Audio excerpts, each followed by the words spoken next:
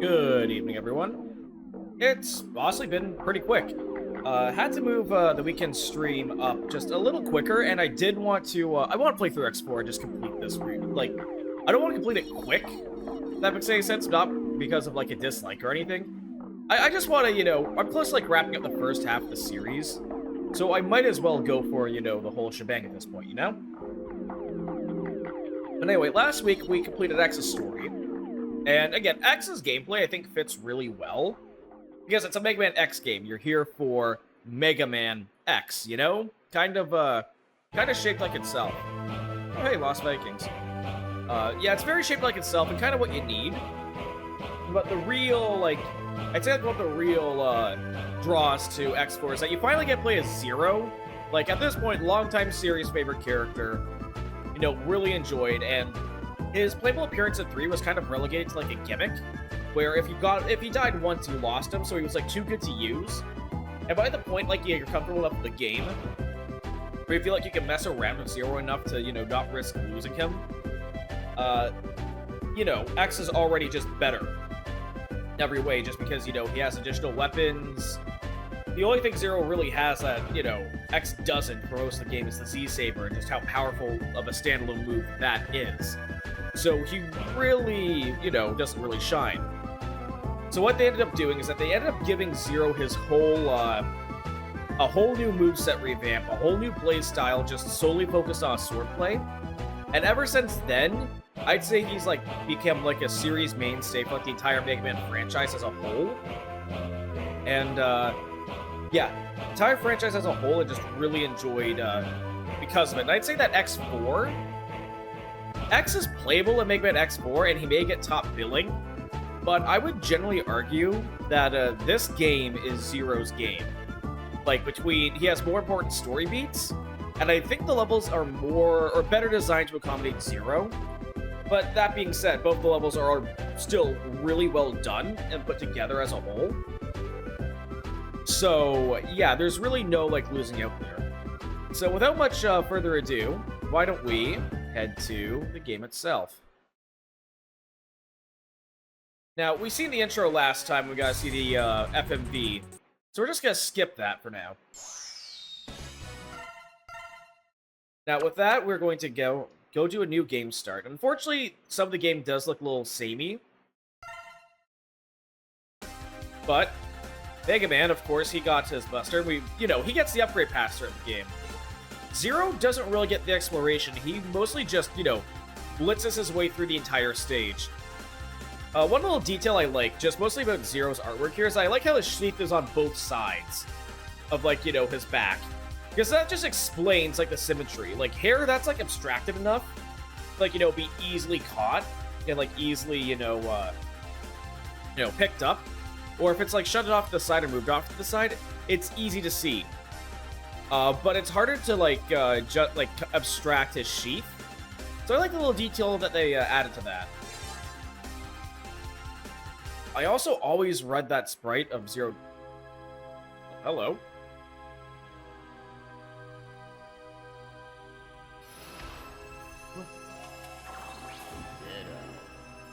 Who are you? My masterpiece. But who are you? After him, he is my nemesis. Our rivalry is what gives me motivation in life. Now go. Destroy him. That's an order. But wait! Yeah, I sometimes wake up like that, too.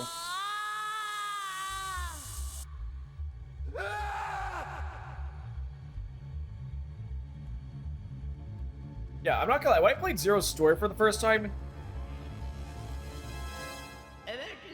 Emergency, all Maverick hunters on call should assemble immediately.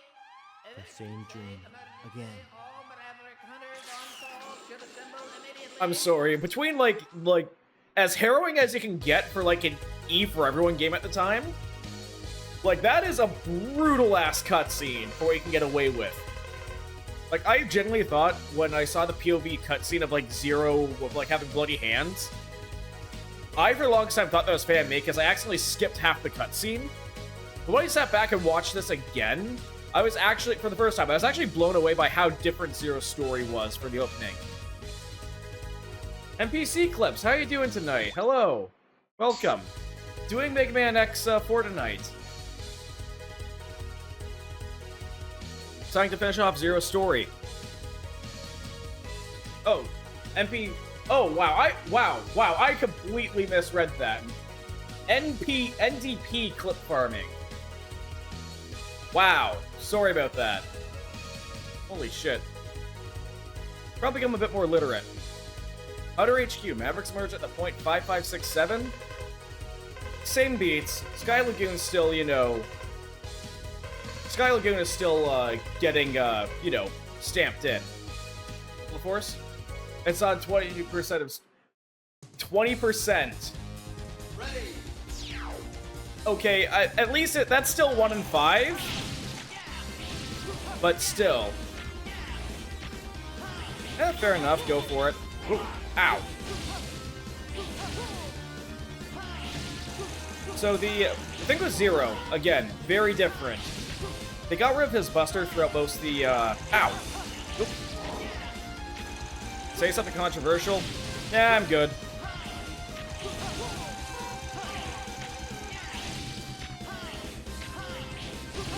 But no, with the... Okay, I'll give you something at least for this game controversial. I kind of... As much as Zero's fun to use here, I kind of do think that his just getting rid of the buster entirely is a bit of a loss. As a whole. Yeah, I think that's the most of it, because again, I miss it. I kind of miss how like Zero had like a brutally effective,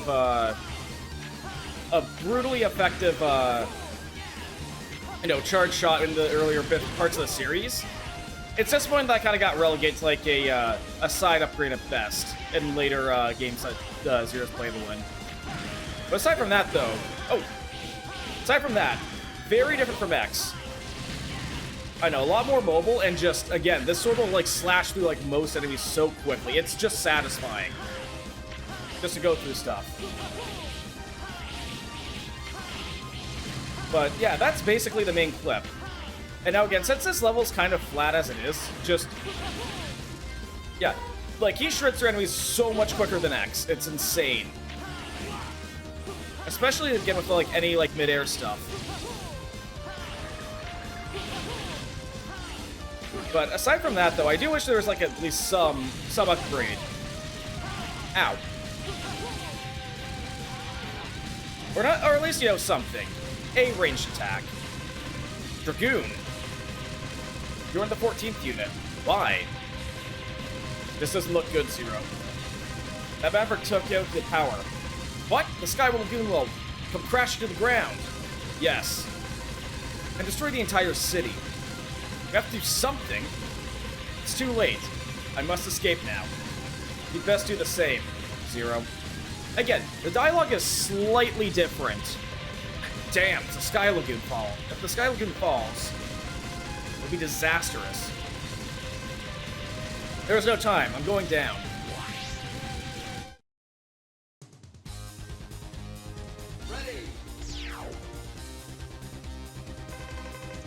Carnage, it's horrible. Those Mavericks will pay for this. So yeah, Zero's at the least more, compared to X, because again, there are like slight differences like, you know, dialogue and everything, and not just the, cutscenes. But yeah, no, Zero's is at least more accepting of like, you know, the reality that he faces with being a Maverick Hunter, you know? Like he's, you know, not really, he's not really torn up by like the mass of this and lives lost. I'm not sure if that's a more well-adjusted take, though. You know? Like, Zero has, like, for his psyche... Ooh. Oh, great. No, I don't... That's... Oh, no. Okay, so we gotta get through the first level, because, again, this game does... If there's something I don't like about the Legacy Collection, it does not save your key inputs. But yeah, no, Zero's movement as a whole is, like, fun. Everything just flows from his core gameplay, like, for his core controls. And the sword does enough damage to, like, baseline enemies. Yeah, it's just fun. Oh, I can't believe I jumped through that. You know what? Wonder if I can make this work? Yeah, I wonder if I can make this dash work. Iris, what are you doing here? Yeah, apparently Zero's has known Iris for a while now. News to us if you play through this chronologically. Are you okay? Zero, did you come to save me? Yes, hang on. I don't think it just came to save her directly. Just this is more of a circumstantial thing here, Iris. But yeah, no. Let's get Zero should probably get his girlfriend out of here. Use magic appeared and stay here, Iris. I'll handle it. Is this really the one of the Repliforces? I don't have a moment to spare. I have to defeat him or else. But yeah, no, the fact that this giant, massive, like, mecha dragon is not just like that they have lying around, but it's implied to be, again, Repliforce. Again, I just think that just raises more questions about the nature of, like, what exactly Repliforce is, at least in this world. You know? Like, it's just a... Whoa. Whoa. It is a, Ooh. Ow. Ow. I know, there's something... Whoa. Yeah, just the fact that they need... Okay, their army needs... Or at least the Repliforce's army... Let's get a giant dragon that can just, you know, crush its way through everything and have a massive cannon in its mouth. Zero. Long time no see. Colonel, what are you doing here? I've come to save my sister, Iris. I only hope she's okay. She's fine. I just rescued her. Oh, thanks, Zero. I owe you one. Okay, you see, this makes more sense. Like, for X being here, Colonel just kind of shows up, and is just kind of, you know, in the background. And, you know, just gets to become a little stubborn. This makes more sense with, like, you know, the Colonel having a sister, and then just, you know, coming to, you know, save her for well-being. You know, that makes sense.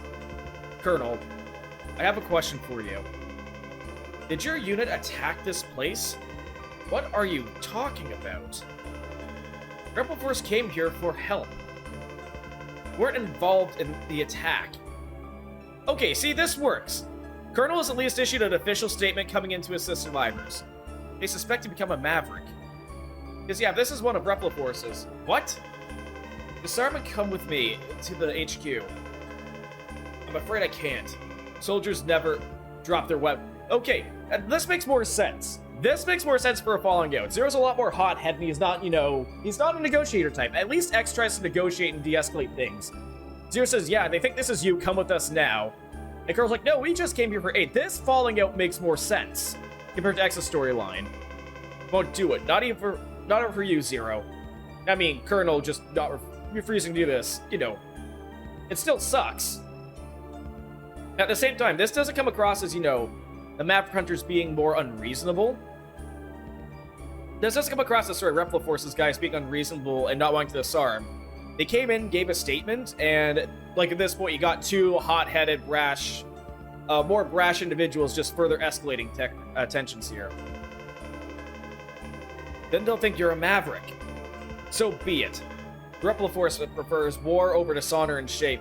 Holy shit. Okay, yeah, no, now Colonel is... That's where Colonel's squaring the wrong. Wait, Colonel, listen to me. Damn, this isn't good, Colonel. Colonel, they may decide to the entire Repliforce as a group of Mavericks. Yeah, that makes more sense. So we'll save in data slot 2.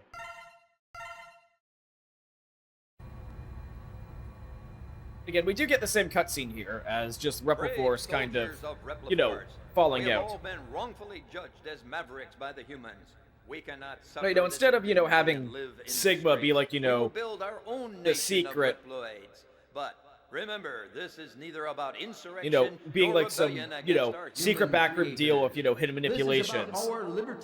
This is more like, you know, Zero just again waking up to a PTSD episode. And our own no. Together we will get rid of that.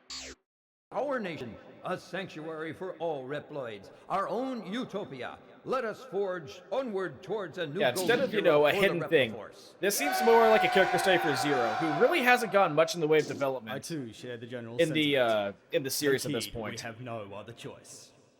Let us fight valiantly, with courage and pride, without fear, for we are the Repliforce. The most powerful army in history!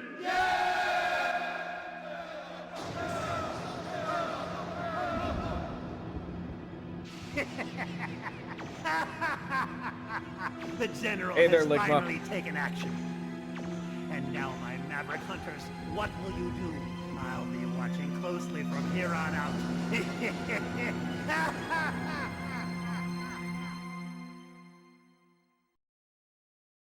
But yeah, no, with that is now like what sets the stage.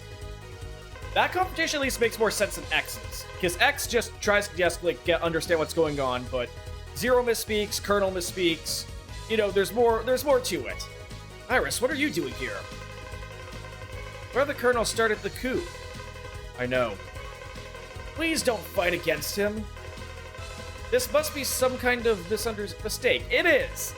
It's a completely preventable mistake that could have happened, but again, clashing ideologies and all that stuff. I've occupied several cities already. As a hunter, I must stop them. Zero. Must go... Wow, he is really putting his all in there. But we've already been through, you know, the background here in the setting of, you know, everyone being militarized, and they're already, you know, occupying several forces here. So, with that, this, like, it makes a lot of... I was gonna say it makes a lot of sense, but no, Zero just wanting to get in there and just immediately, like, take out people who are occupying, you know, or occupying cities as it is during an attack.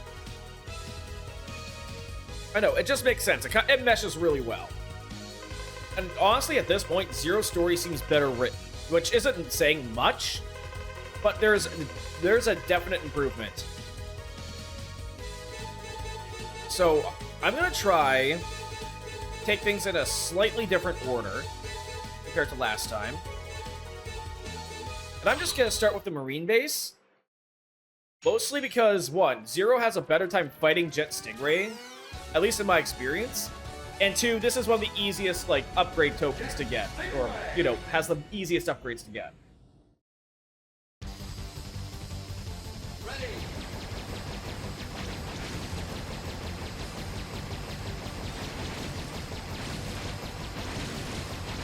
But no, since, again, we've already been through this stage, and there's, like, really no...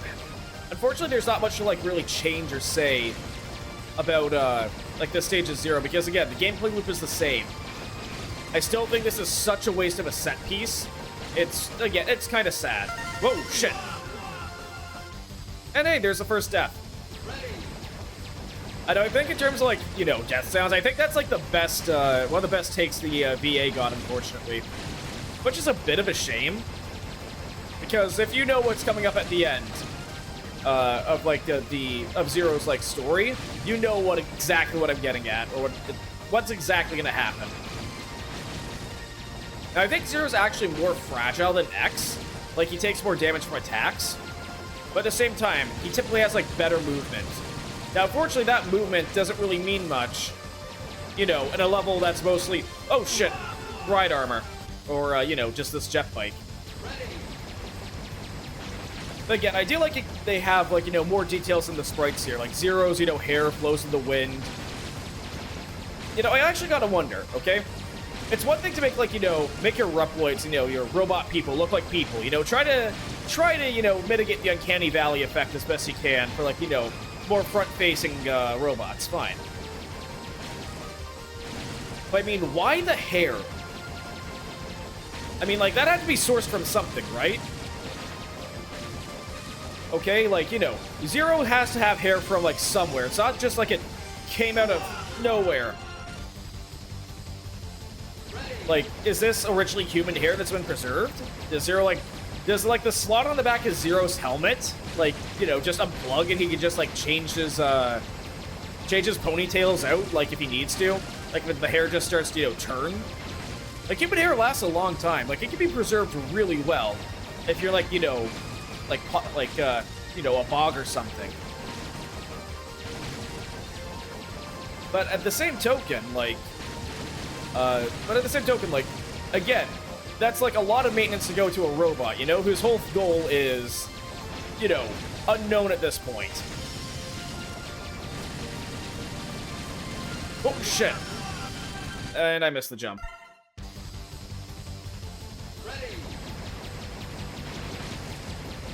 Got a nice iced tea tonight. Yeah, no, let us slow on the wheel this time. Yeah, I'm gonna see if I can at least make the B button dash work. Because, yeah, if there's one thing about the Legacy Collection I can't stand, it's the fact that the, like, control bindings chain, like, don't save every time you boot up the game. It's just annoying, really. Like, every time, let's say you boot up any other game on the planet and you do, like, custom keybinds, right? Every time you boot it up, you don't expect it to change, right? You expect your keybinds to stay the same. You know, oh, shit. Yeah, no, it's really hard to, like, get the jump dash on this. Yeah, you know what? Maybe I should rewind that after this level. Yeah, after this level I get the chance, I may take a BRB just to fix that. Because, yeah, that is going to be a problem. But unfortunately, like, all the bits I had to say about Jet Stingray's stage, again, just set in the X level.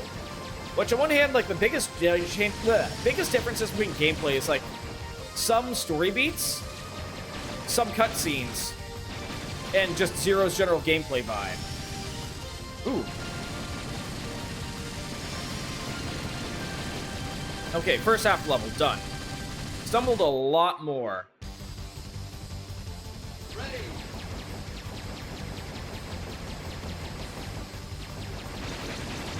Yeah, like, I know, like... Oh, wow, I completely lost my train of thought. At least I figured out the trick to, like, this part. But yeah, no, I really do wish... Whoa, no. That almost got me. So I think I want to be on the upper level here. But yeah, the big reason why I'm, again, going after Jet Stingray first is that there's the least amount of differences. Oh, shit. Nope, wrong jump. Yeah, least amount of differences, still a waste of a set piece. I mean, I think Toxic Seahorse kind of hit a similar thing with the sewer treatment plant. Like, you get this kind of, like, you know, water industrial plant, you know, aesthetic through his levels already.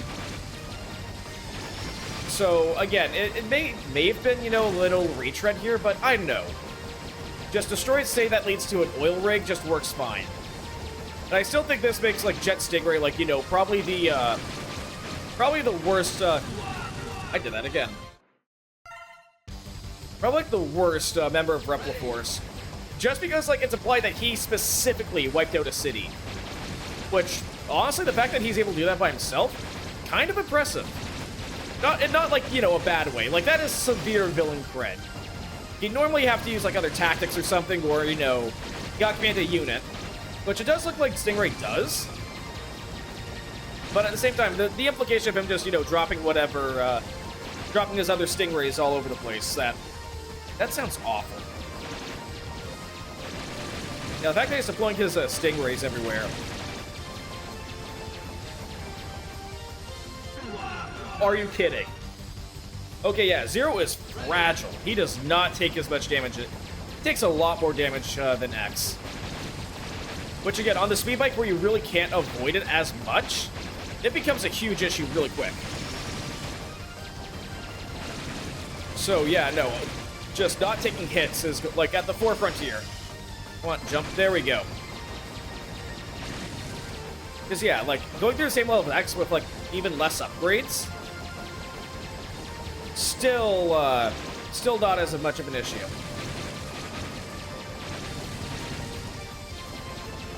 One, two, whoop.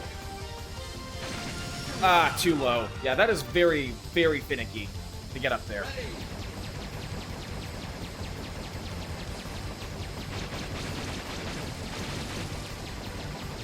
But yeah, no, that's a big thing I noticed. I don't think it's because my health upgrades are any different, really, than X. It's just, yeah, Zero is very, very, very squishy. Speaking of, the one thing, it'll show up later. It'll definitely show up later. That since the game has a more, like, since this, since X4 is a lot more linear and has much less exploration, Zero's, like, main gameplay loop isn't really designed around it. There we go. E-Tank. Ooh. Now, I just hope... Okay, we at least start at full health. I just hope that if I bite it here, I can start, like, next to the boss, because this is going to be a lot harder. So let's see what Zero has to say to Stingray. Ah, he's still after me. Enough already. We settled this now. Oh no, just no talking, straight up fighting? Okay, I can get with that. But yeah, with Zero's, the big thing for Zero, his sword actually hits low. Like, it actually hits the ground in front of him. So this is a lot easier to actually, combat with Stingray's attacks. X has to rely at least on another weapon, or... X has to at least rely on another weapon, or, a fully charged shot just to hit these guys. Oh. No, we're gonna be over here. But yeah, the fact that these guys, like, chase the ground still makes things a lot harder. Gonna float down. Yep, we're just gonna, Whoa! Where is he going? At the very least. Okay, yeah, no, now I got my swing of things. Oh, shit, he hits like a truck. Oh no, we have to start from here. Oh, this is gonna make things a lot harder. At least that's only for a game over. So if we at least, make it in with, like, taking less hits, we'll be good. And since I don't have to worry about chasing the E-Tank, I can just, stick near the bottom. Okay, so he's gonna piss off at this point. That works.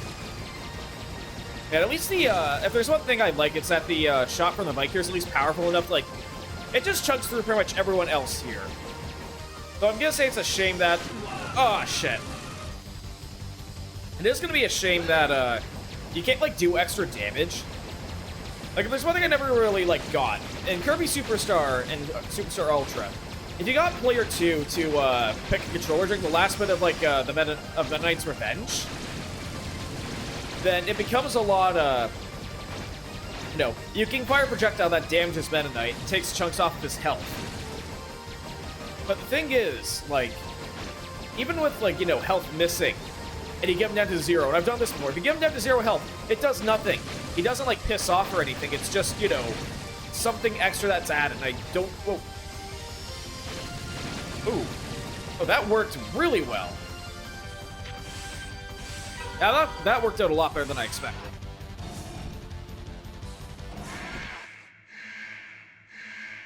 But yeah, when I always say when a boss shows up earlier in the level, you can damage them. The damage you do to them doesn't carry over. Like, one of my favorite things that Metal Gear Solid 3 does is that a later boss, that boss that's supposed to show up later in the game, a boss shows up before their boss fight, and he... Nope, you're gonna stick there. If you manage to act... He actually shows up with a health bar before you fight him. Whoa. And if you do so, if you actually, like, snipe him and hit him, you can actually kill him early and not fight him later in the game. And, like, that's the type of detail I expect every boss... I expect nearly every boss who appears on a level you can interact with and just kind of cut up. That should be the standard. So at the very least, this is a simple pattern. Whoa. No, no, ow, oh, yeah, that direct hit hurts like heck.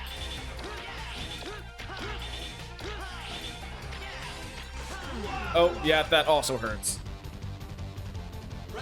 Now, unfortunately here, yeah, we don't get, oh, that's a near full E-Tank.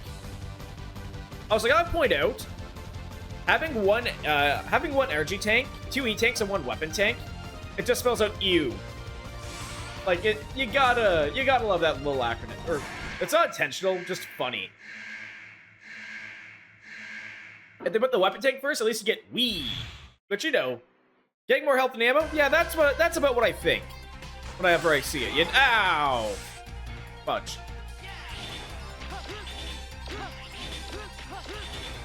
But yeah, no, like, it's always, those acronyms. Oh, no, you're gonna... Now, the biggest thing that you should notice, since the bosses get a ton of invincibility frames, whoa!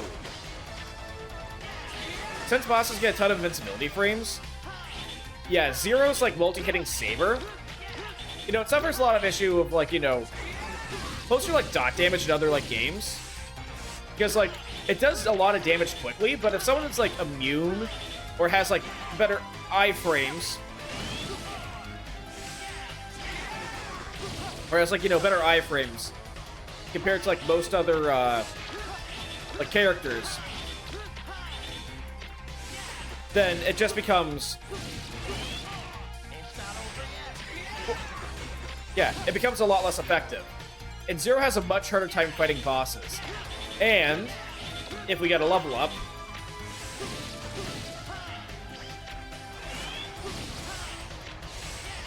come on, come on.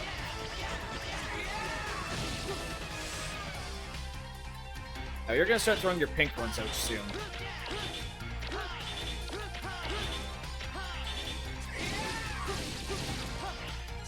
There we go. Oh, shh! I thought I had a little bit more time on that. Guess not. But no, with Zero, one thing I noticed with like a lot of Mega Man characters, especially like from what I see for Base and other like Mega Man games, is that typically you run the dichotomy between like having easier levels or easier bosses. And Zero definitely makes the levels with his like better mobility than X a lot easier. Like the only reason why you see like anything close to a struggle here, at least on my end, is because Zero, again, Zero has a lot less armor, and this level is just meant to tank damage.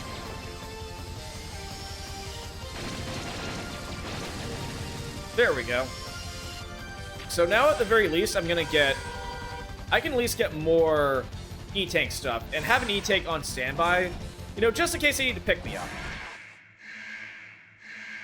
But yeah, Zero, again, slices and melts enemies. Much harder time with bosses. But even then, harder bosses with, like, a big old asterisk in front of it. Because, like, again, Zero can clear, like, Stingray's little minions very easily compared to X. Like, you don't have to worry about it as much. Because, yeah, I can easily just cut things down to size. And if I'm just, you know, get my spacing right, which I'm not doing right now, get my spacing right, a lot easier. But again, Mercy and Vulnerability sucks when bosses have it. It must suck for them when we have it too. Because it's computer AI stuff they pre-program ahead of time. They don't need... Oh, no, not what I want. Come on. When are you gonna stop? Not when I want you to stop. Okay. Yeah, this must be the same type of BS like enemies see in video games when you have Mercy and Vulnerability. It's like, no, why can't I stop hitting him? Nope, there. Piss off. So I'm expecting, again, another... Okay, so now he has the pink. So that means that he's going to start diving upwards. Ah! You know what? Let's try this. You know what? I think half an E-Tank is actually worth it at this point. End this now. It's going to come up about here. There we go. Come on, come back down. This is it, this is it, this is it. There we go. Jet Stingray officially taken care of.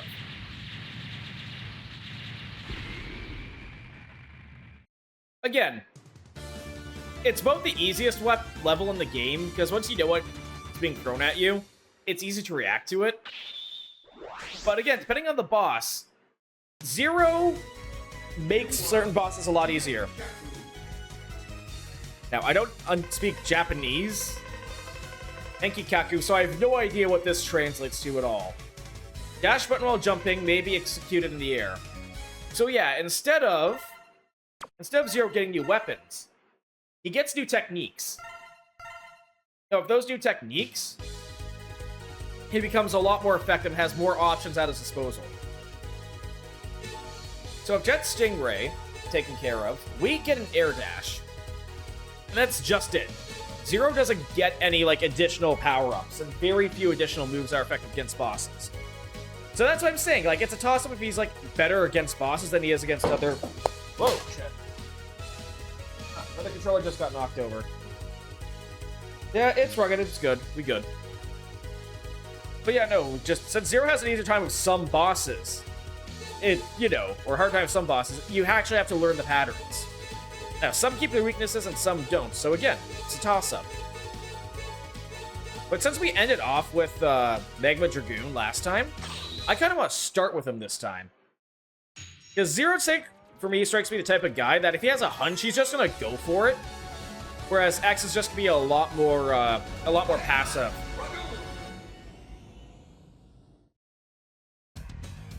I still like Magma Dragoon's theme, like, in terms of, like, fire themes in Mega Man. But yeah, you get an air dash. Which, again, X gets once he gets his foot armor upgrade. I don't know, I think that air dash in Zero's case just isn't all that helpful compared to, like, just his dash jump. Especially because, like, I mean, look at this. Like, if I mash the attack button, like, Zero can just, like, butcher pretty much everything. Especially if, like, he tracks. Like, let's see. Yeah, like, I don't think it adds much. I mean, at least I can cancel with a, at least I can cancel with, like, a sword swipe. But it's not much. And even then, with, like, these bigger, tankier enemies, like, Zero just cuts through them like butter. So yeah, definitely easier level, harder boss dichotomy here. Yeah, I'm also gonna say this. Zero's voice, at least like in-game, compared to the cutscenes, a lot less annoying than X's. In my opinion. Like, it just fits better. Like, this is a type of voice I could definitely see Zero having, even if the delivery on the actor himself isn't the greatest sometimes. Mostly in the cutscenes. Yeah, I'm not sure, like, there's not really much else to add to that. Whoa! I fudged the input. I fudged probably some of the most simple, simple input stuff. But yeah, with that... Yeah, there's not much Zero can really do. But I mean, let's see how fast we can melt this ride armor. Fairly quickly. Oh, shit. That means we have to take care of this guy again. But again, Zero just melts things. There's another heart upgrade. Nope, goodbye. Yeah, Zero definitely does seem a lot more fragile than X, which I think is a fair balance, really. I think the two of them are, as characters, are well balanced. So it doesn't become like that much of an issue, really. Yeah, I don't think it's like that much of an issue to, like, compare the two as fighters. So I'm gonna put this one... I'm gonna put this up here, because again, you can still fight this guy in ride armor, which I still think is cheap as heck. But I really wish Zero had, or at the very least, I really wish there was a ride armor beat ride armor boss in this series. Zero, it's really you. Why'd you betray us? Answer me, Dragoon. I have no answer for you, my friend. Dragoon! Yeah, no. Dragoon wanted to fight X. Zero... Whoa. Zero is like a non-starter here. Ow. Whoa. Okay, I need to stop getting hit. Okay. Gonna do... Yep, you're gonna do... Nope. Okay, ouch. This is falling to pieces. I want to get the final hit in the ride armor. Ooh. Oh, oh, ah! I was gonna say, I want to get the final hit in the ride armor. You get an achievement here, but yeah, just fumbled the bag there hard. I mean hard, like complete misinput. And then you get, and that's like my big issue with Zero. It's simple motion inputs, but I'm just bad with Adam. Ow. Yeah, KDP's on wake up. Nope, goodbye. Unfortunately, I don't think I have much of Zero's, like, good moves. Whoa! Can't even close the gap on him. Again? Again! Hadouken. Hadouken. Expecting another Shoryuken. There we go. Whoa, no. Ow. You see, it's times like this I wish I had a duck. Nope, jumped into that. I really wish we had a stage select. But at the very least, starting out from this distance, I get another chance to, you know, get a final hit on with the right armor. We can try that challenge. Oop. Yeah, this would, honestly, X would make that challenge a lot easier. Ooh. There we go. Okay, maybe I should stop jumping all over the place and start, you know, reading the, getting the layout of the land here. Nope. Yeah, why didn't I lead with that? No, just leading with, like, a running jump here. Or just, you know, attacking that thing from behind. Probably the better option. Come on. Oh. Dash, jump properly. Oh, full heal. That is going to be helpful. And hey, any bonuses for the E-Tank helps. Now we're going to leave this center stage. And try that again. So he does his 3 Hadoukens. Maybe a Shoryuken to anti-air me. Whoa, whoa, whoa. Do not want to drop down.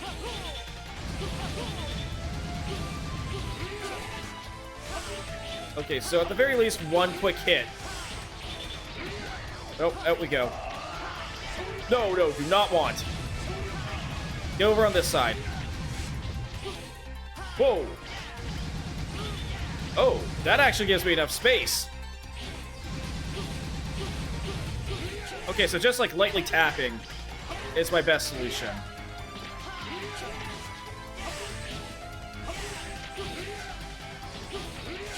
Ow.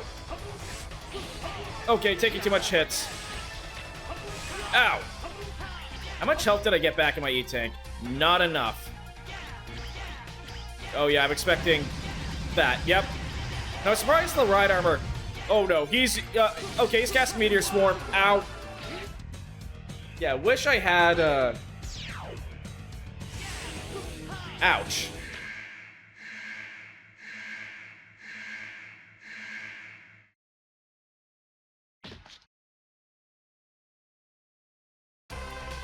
Now, unfortunately, there goes the challenge. But at least with Zero... Ow.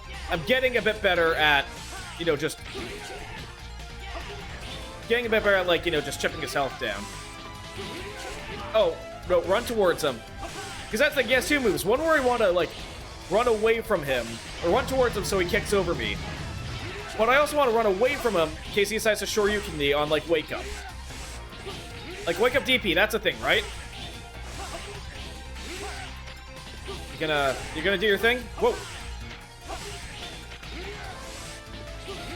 Ow. Oh, please stop. No, I'm getting my ass kicked. Yeah, I kind of want to be grounded here, actually. Whoa, nope. Expecting a, no, I was expecting him to do his Dragon Breath attack sooner than that.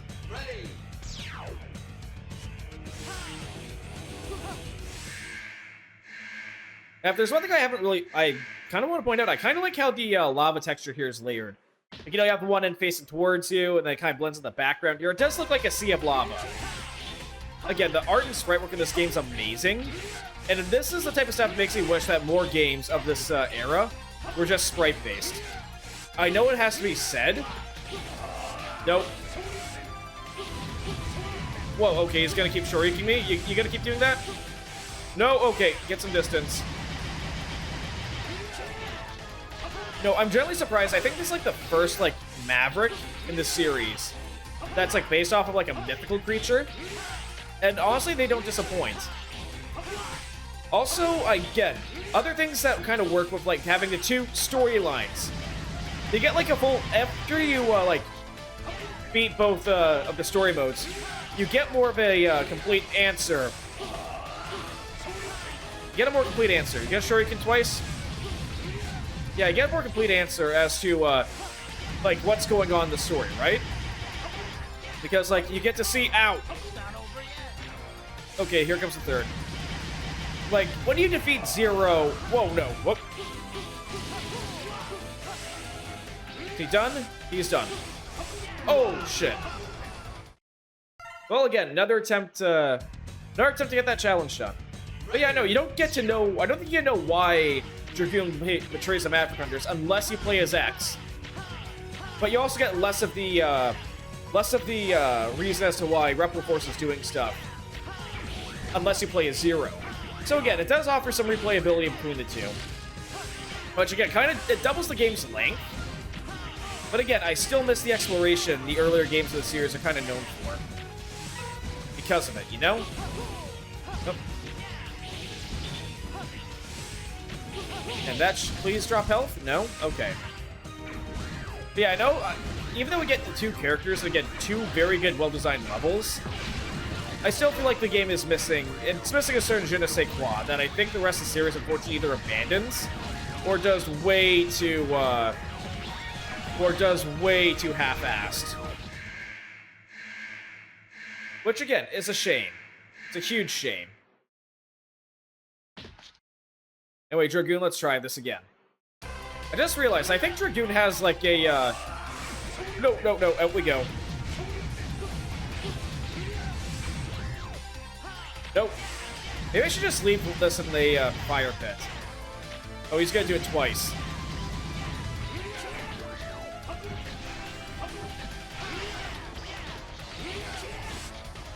One Hadouken, two Hadoukens. No, you're gonna do ooh.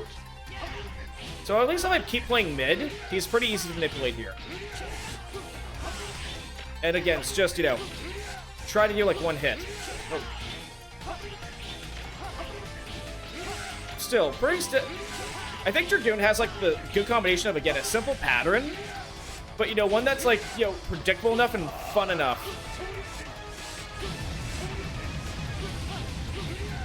One that's both simple and like, well, predictable enough and easy like to play around. That feels more like a fight.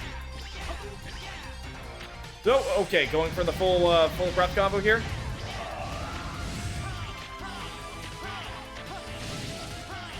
Get rid of most of the meteors. Good. Whoa! A little close. Yeah, I'll just give him some space. Oh god, more of this.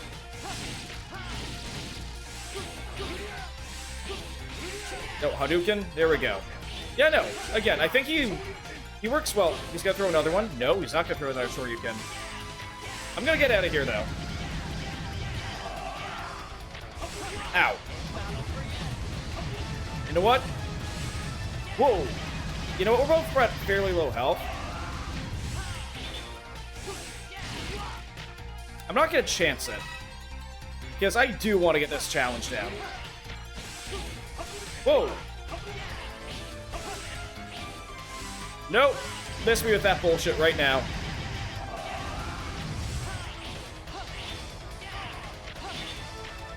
Okay, come on, jump. Then we go. There we go. There we go. Last hit with the right armor. Good night.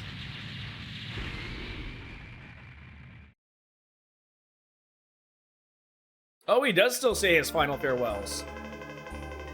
I want to defeat... Oh, no, you do. Yeah, Dragoon at the very least want to go out with a good fight, and I can get that. Still, I think Dragoon's hand is just so poorly done here. I know I'm retreading a lot of, like, points with this, but still, his hand is just kind of... No. I wanted to defeat you. Then he appeared. He? Who?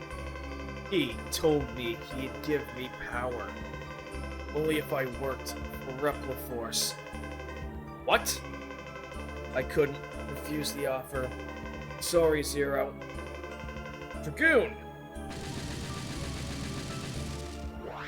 Yeah, you know what? At the very least, Dragoon got a good fight, but still, it wasn't worth the massacre. So up and shoot. I don't know what SM is supposed to stand for. Like shoot, like sword, Mega Buster button maybe. But anyway, this is the other type of move Zero gets. Instead of like, you know, giving him like an actual like movement, giving him an actual movement option, I can instead get an actual move that, you know, you do an input. Now, I'm glad I'm not doing quarter circles, half rotations, or pretzel motions to do half these, but it still lets Zero kind of like do a free-flowing, like, you know, a free-flowing, just, you know, ball of just, you know, combos throughout the level, just dismantling everything that gets in your way. So press the plus SM button on the ground. Powerful attack that burns enemies in flames. Some objects may be burned with this technique. So we're gonna save that. Got the heart take from that stage too, which is good. But now that we have some weaknesses, because we haven't got Frost Walrus, but I also want to go and see if we can take down Web Spider again. Because again, I like Web Spider's design. I like his level for a jungle. I think it has like a nice mix of, you know, set pieces.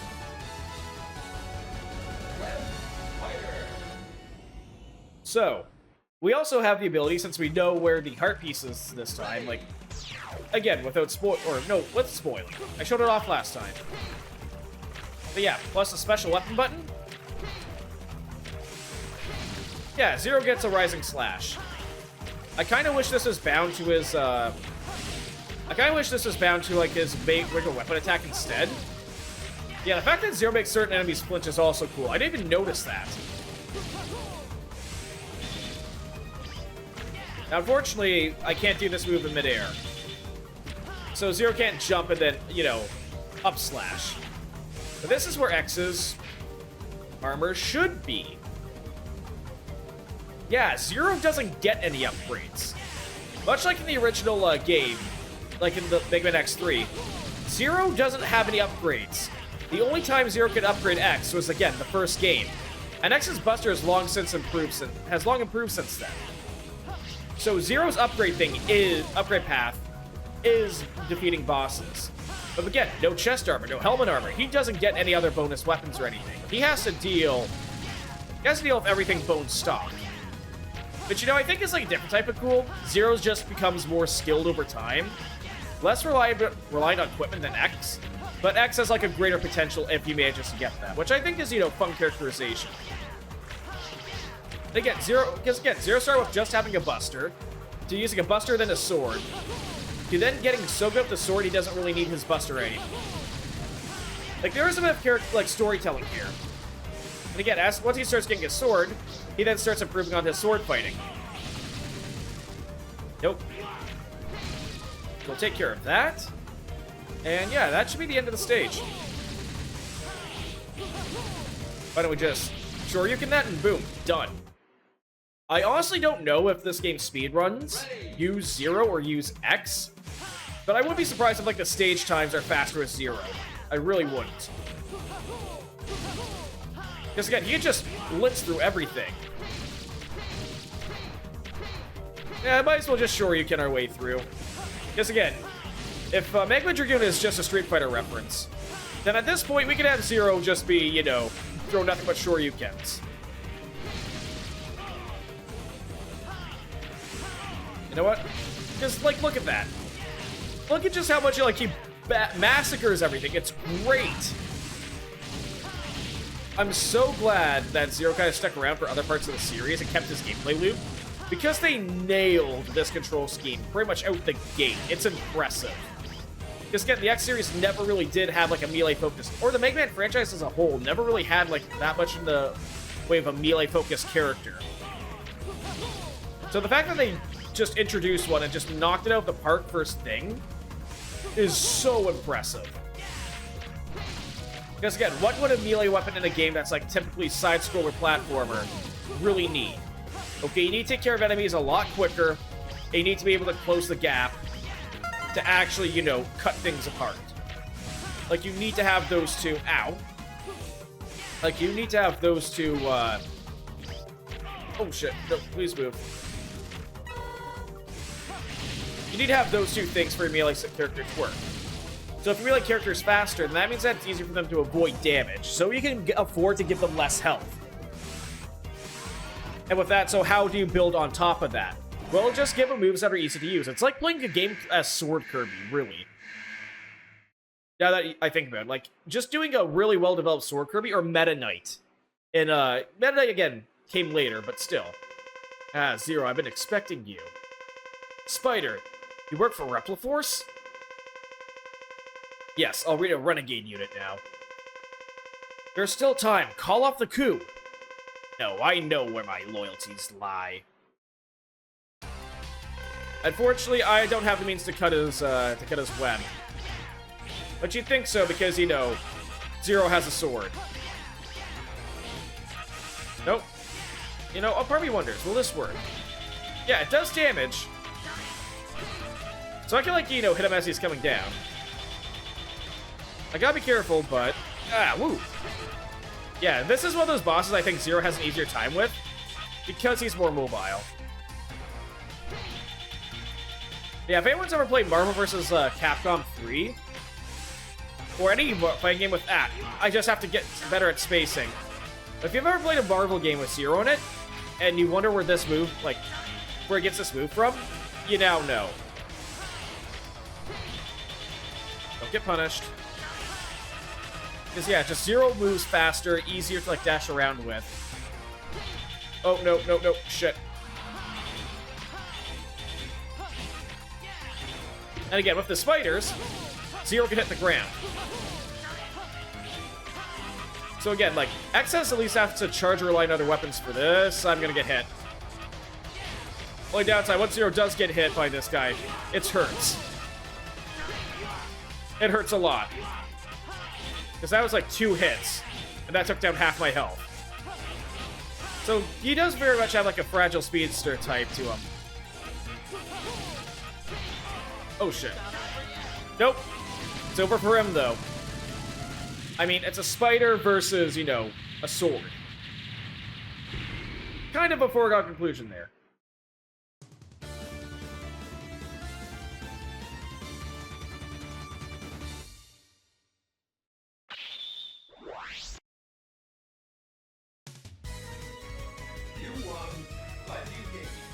Right?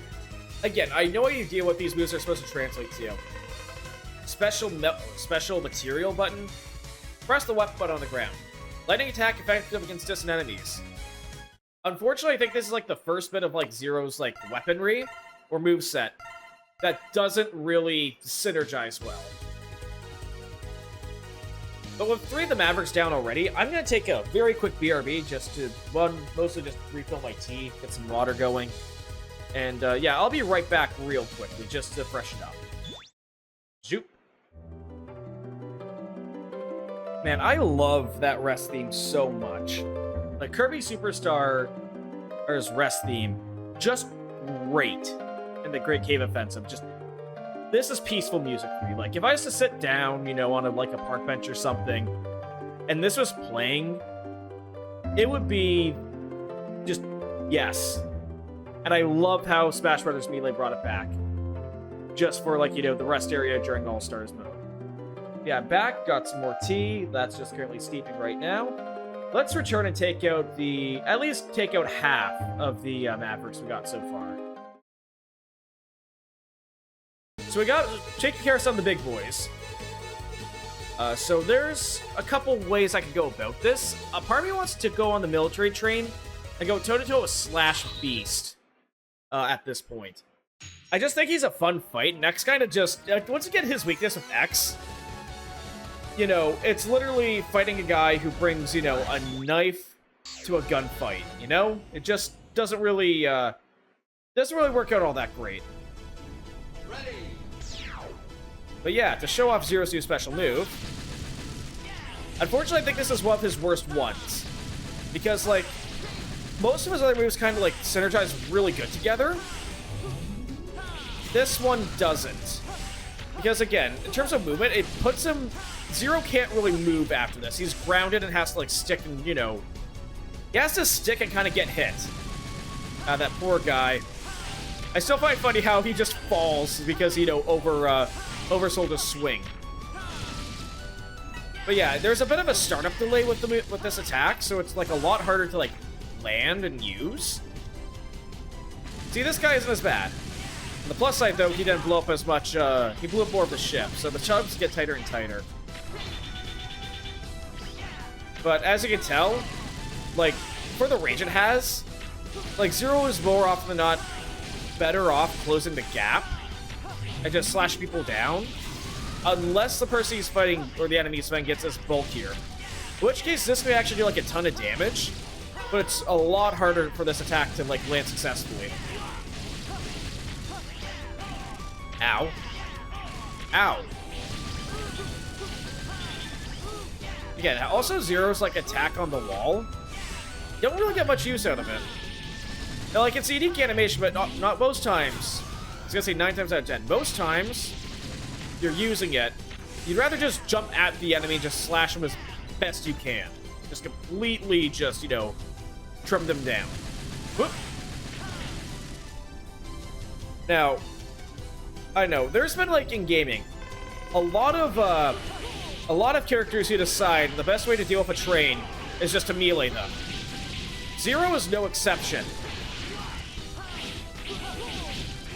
Ow.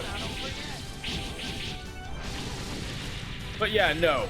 Since, again, the only enemies that really don't get, like, cut to pieces is just, you know, the bosses with their invincibility frames. Like, Zero just melted that mid-boss in no time at all compared to X, who just had a lot harder of a time. Like, you know, just chipping away at his special weapons. And this just works. See, there's, like, a weird feeling of, like, near invincibility with Zero, where if you just keep at it, it's feeling worth to keep at it. Like, Zero can cut down pretty much anything you can get his hands on. A wee bit of prediction. Even the right armor fall gets, like, busted. There we go. Now, since last time, unfortunately, destroying the other cabins don't really do much, please keep destroying the train. But no, this is a fun little secret. It's a shame that, you know, this heart is, like, one of the easier ones to find once you kind of, like, figure it out. I know, there's just something about it where you just naturally, like, swipe at this thing. I think this is, like, an upgrade you find almost, like, accidentally. But yeah, in terms of the ride armor, like, you have, like, the two arms in this game that kind of, like, you know, combine, like, the two real unique ones. But I still think, like, this, like, you know, attempt at ride armor, or just the two you introduced in this game, is kind of a, I don't know, a letdown. I really wish this mechanic was, like, you know, developed more as the series progressed and not, like, you know, left to the side and just kind of forgotten. You know? Like, it's a mech. It's a robot riding a robot, fighting other robots. It's like, you know, super rock'em sock'em robots. Nope. Okay, fine, maybe you can escape.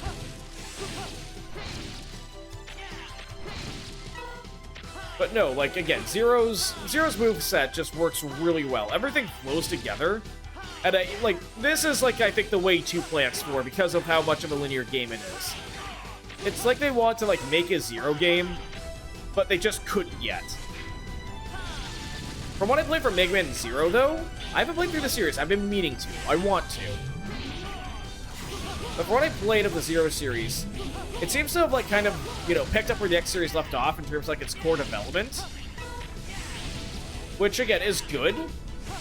But the, from what I played for Zero, just the, baseline, like, level design, at least for, you know, having to, like, to rank up your way through everything, really discourages, like, saving. Just a lot harder.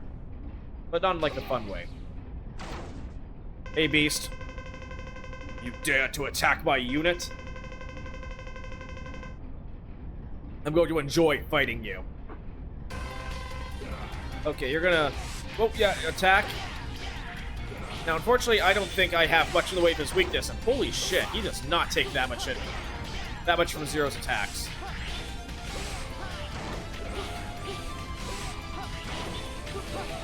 I mean, at least this is... I'm expecting him to do his flip kick at some point. Yeah, still nothing. Yeah, hitting him with an anti-air doesn't work. And this just punches me way too much. Kind of stun lock with this. Oh, yeah. Whoa. Can you do that again? Oh. Yeah, at this point, it's just... Yeah, one big nothing burger of a hit. You gonna keep doing this? Yeah, Slash, unfortunately, has, like, a very easy pattern. I say as I get, like, smacked my shit in. Okay, so yeah, counter hit. Whoa, I forgot he has command grab. And I jumped... Okay, I jumped into him. That one was on me. It really was. Okay, take two. And again, this stage is actually kind of... I don't know again if it's just my familiarity, but these stages are a lot easier than I found with, like, X3 and X2. I know, a lot flatter, a lot more wide. Platforming isn't as much of an issue. Whoa, too high. Whoa. I want to stick low to the ground for most of this fight. Gonna throw your kick? No?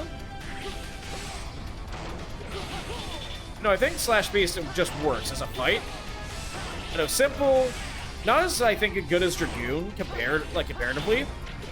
But he still, you know, moves fast, hits hard, and, you know, you have to respect him.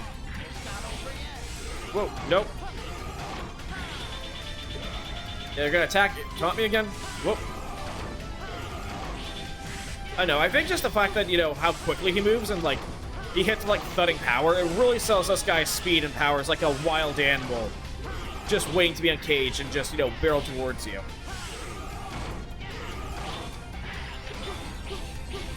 Whoop. I wonder if I got him caught in a loop.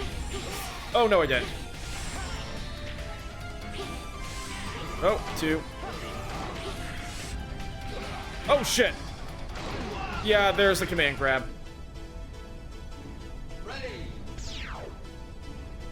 Okay, Zero, let's shake the rocks overheads and let's do that. Let's kick this guy's ass.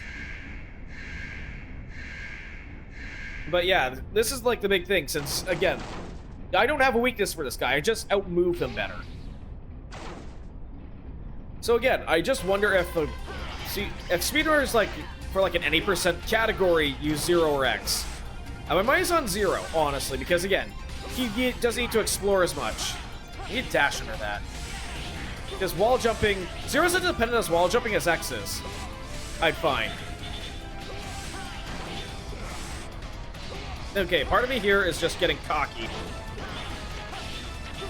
Yeah. Because again, I don't need that many hits. Like, you know, get demolished. Whoa. Woo! Can do it again? No, he's not. Ow. Yeah, the 3-hit, not as effective. Whoa. It's like Captain Falcon's Gentleman, really. Whoa. Ow. E-Tank. You know what? We have plenty of these. Whoa. Ow.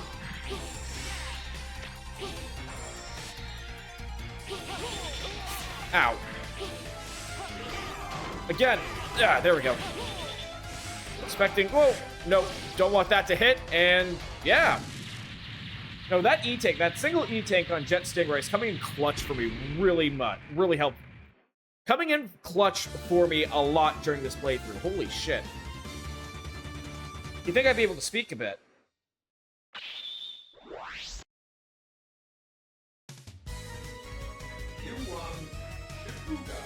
Chipuga.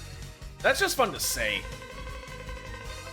So, you can execute a powerful dash blade attack.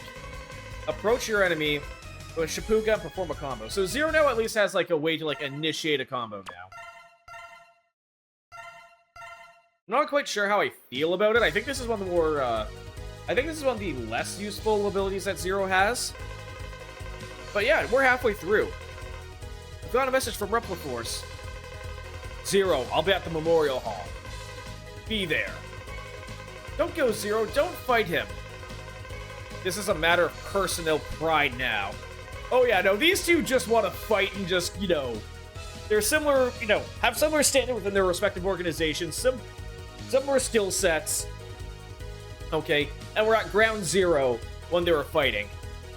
Okay, at this point, I can definitely see why there's like a bit of personal pride here, and they want to go take themselves, like, take this personally. Colonel! What? I'm disappointed in you, Colonel. Ah! Really, Zero? You just open up? What do you think you're doing? It's not too late. Stop the coup now. Never. If that's your decision. Prepare yourself! Unfortunately, they're like, I don't know if it's like they have to like sync to lip flaps, but no, Colonel may have just come here to talk and try to, like, you know, hash things out, and Zero immediately just, you know, charges him with, like, you know, an energy blade. Stop, please! Brother, please! Don't you remember? Zero saved my life. Oh, God. Again, Very well then. I'll spare your life for now. But next time, there'll be no mercy. Zero, please, don't fight with my brother. If you do, I'm afraid that one of you may end up... Someone must stop Repliforce. Zero!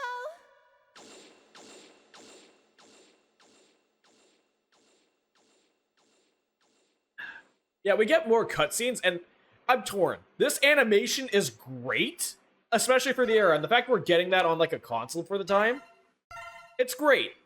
On the downside, the voice acting, the fact that you have to, like, sync to, like, very fast voice flaps, so they can't, like, you know, pace the scene all that well.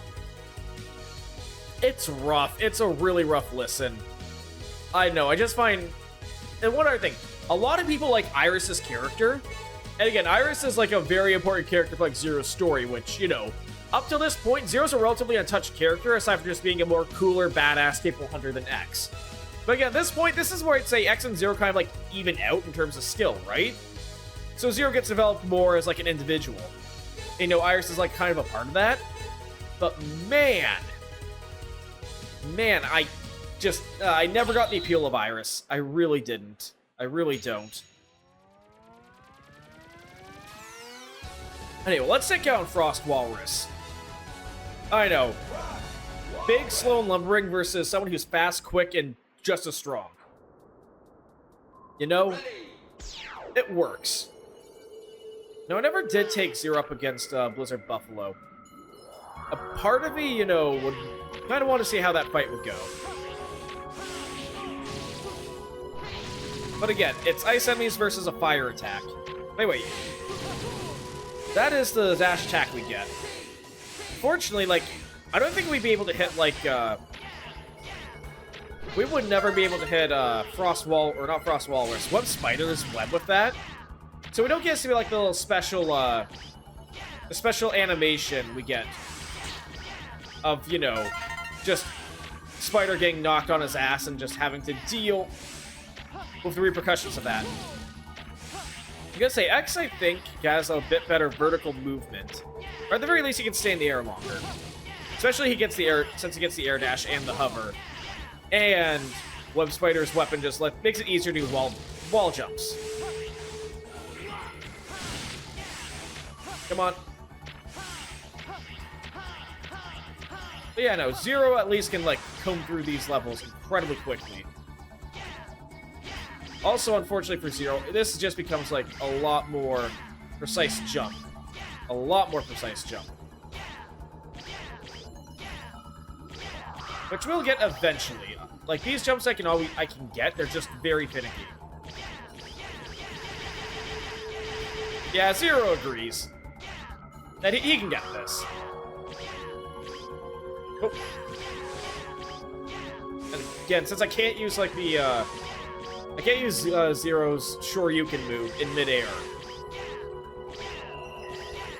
That's gonna make things a heck of a lot harder. Come on. You know what? Let's try something. No, I can't even, like, you know, float or hover that far. It's not like I have a means to, like, you know, adjust my air dash midair, because I could just, you know, jump and then boost. I know this. I think this one just requires... I don't remember if Zero gets a double jump in this game. I don't think he does. Because a double jump here would be super helpful. Yeah, no, he doesn't. After looking at, like, the other bosses we have to deal with in this game, yeah, Zero does not get a double jump. So this is going to become a lot more difficult. Oh, whoa. Can I find a way to ski jump this way? Ooh. Okay, can I find a way to reverse and ski jump back down this way? No. No, it doesn't look like it. So yeah, it's doing this the old-fashioned way then. Don't have a means to grab items either. Now, unfortunately, since one thing I wish that we got, I wish that Zero's menu here actually would let you highlight something, highlight the weapons or the upgrades, and at least let them show you what he has for, like, potential options. Or not potential options, just, you know, if you forget and it's been a while, it gives you a move list. Like Zero's, again, his moveset's simple, but effective. But still, if you put down this game and pick it back up, after a while, it becomes, you know, it'd be nice to have something. Yeah, I wonder... I might come back for this later after I get all the weapons. Because right now, I just can't seem to, like, get the jump. So, yeah, we'll be coming back here.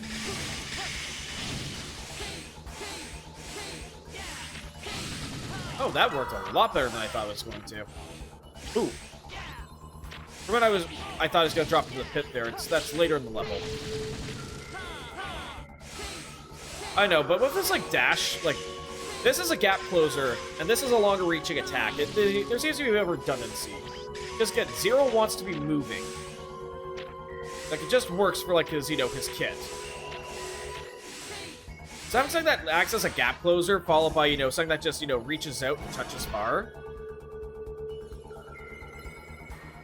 it becomes a lot harder.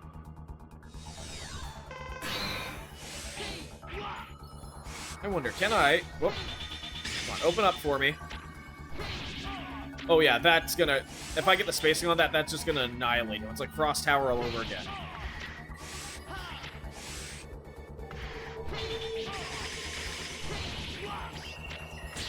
Oh. You know what? This is worth the trade-off. That was easy. I didn't even have to go to, like, the second form. Oh, and Chill Penguin's back there still. I know, there's something funny just about Chill Penguins. Zero and Penguin I don't think, like, ever really interact throughout the series. So I just wonder if, like, Zero knew him, or if he's just kind of like, oh, I wonder who that is, you know? Meanwhile, X is like, oh, hey, shit, he's there. I think that's also, like, those little cameos, I think is a nice, subtle way to, highlight, like, the graphical power of, like, the PlayStation 1 at the time. Because, like, again, it lets you show off everything. And the fact, oh, we can include, like, we can include sprites that were, like, once a part of, like, a boss.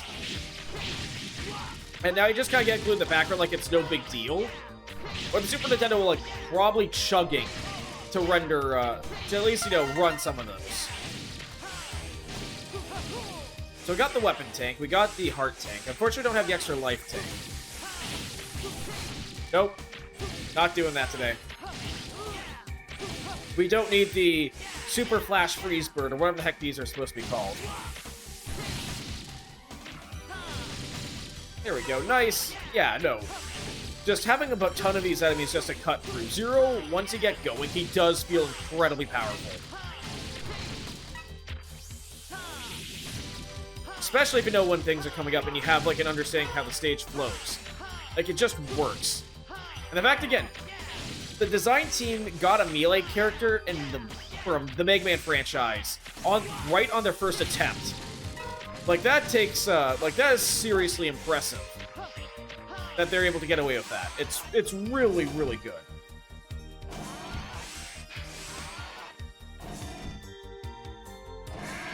But anyway, next fight.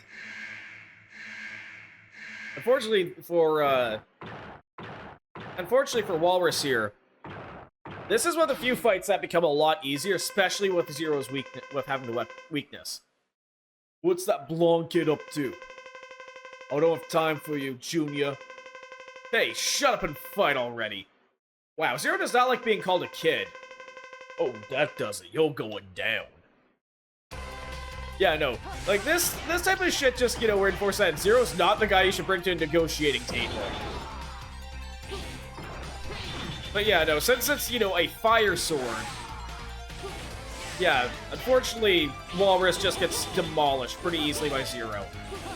Even his, basic sword combo does a lot of damage. And Walrus is too slow to even, do major damage to Zero here.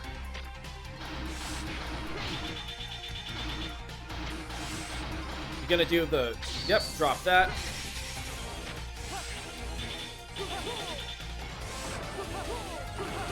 Yeah, no. This is a very, very piss easy fight as Zero.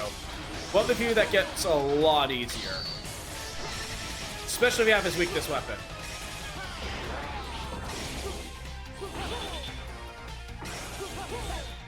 But yeah, unfortunately Walrus gets by so hard, I haven't showed off most of his fight. So yeah, he has some fun stuff with Area Denial. He has some fun stuff with, flooding the screen projectiles and just being a big, heavy, hard-hitting, boss. Unfortunately, fire melts ice. Aside from the sheer size of Frost Walrus, I really appreciate, his little icicle tusks. It's a cute detail. It's fun.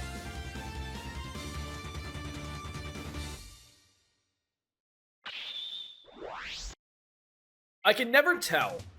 Since we have this. Yorahutsa. Yohu Retsusa. Down while the weapon down plus the SM button while jumping. A dive attack, effective against surface enemies. But yeah, no, Zero now has, upwards attack, downwards attack. Pretty much everything he needs, really.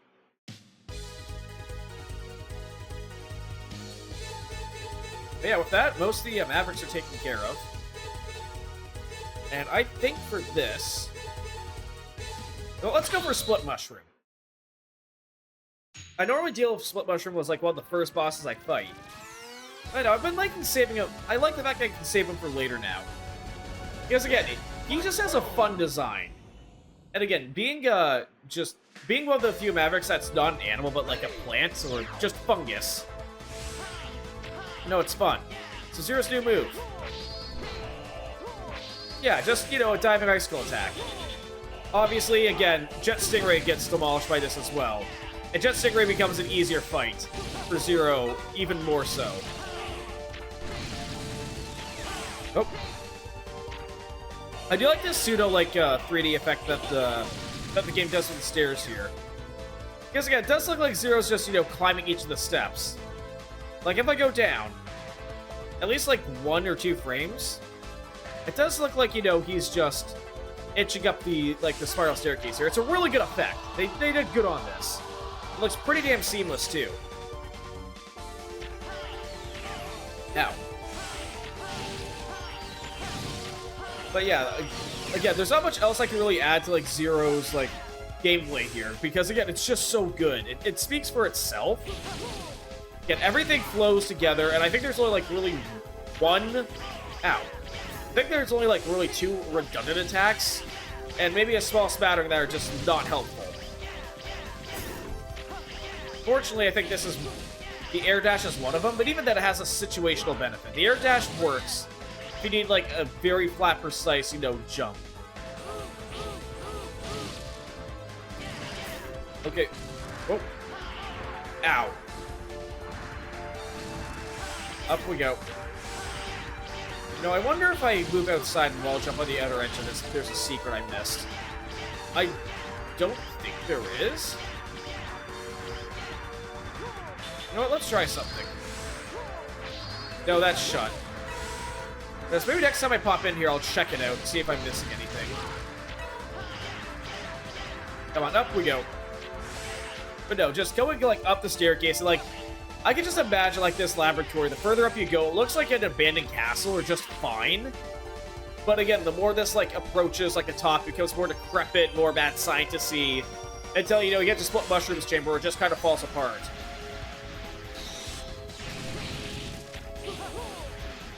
We'll just take this systematically. No, you know what? No, let's use another attack. Yeah, this is doing damage. Holy shit.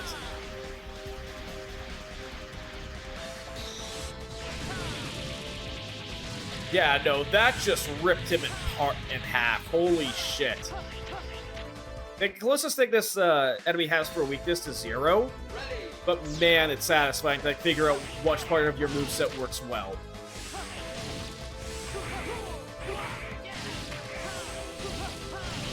But yeah, unfortunately, I think some of the rest of the upgrades Zero gets in this game, except for this one. Split Mushroom, I think adds the best upgrade that Zero could ever get for his moveset. And it's a shame that it's so good, I think other games in the series actually adopt it. It's that good.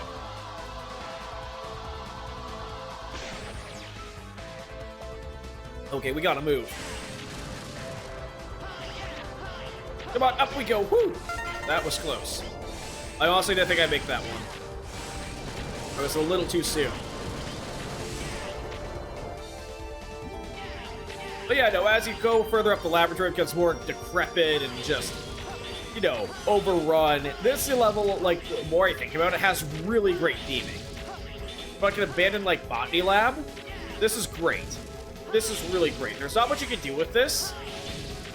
But again, since most like Megaman X games have like one level that's designed like more vertically, I think this is the one where they succeed the most. Oh, I think this is this is definitely the level where they succeed the most. Woo. Ouch.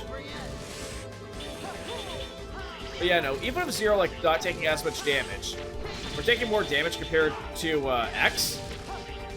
Again, it still works because just his movement alone is just useful. Oh, and here is Split Mushroom. Unfortunately, for a weapon tank, Zero doesn't really get much. Zero doesn't get much mileage out of his weapon tanks.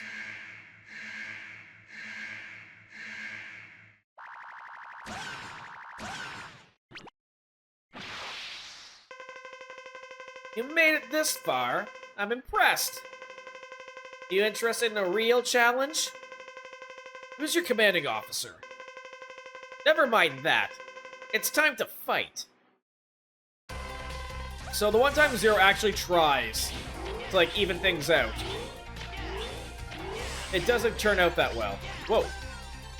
Oh. Again, I love, like, how Mushroom here, like, he uses, like, his opening volley just to distract you from the rest of this bullshit. Now, if you remember, Mushroom's weak to electricity for some reason. Ow. Ow. I never understood why they just gave him spores that shoot out whenever he gets hit. But it works. Yeah, we have one life left, but a part of me just wants to see if I can Z-Saber only Mushroom here. And I think with that, the E-Tank's full.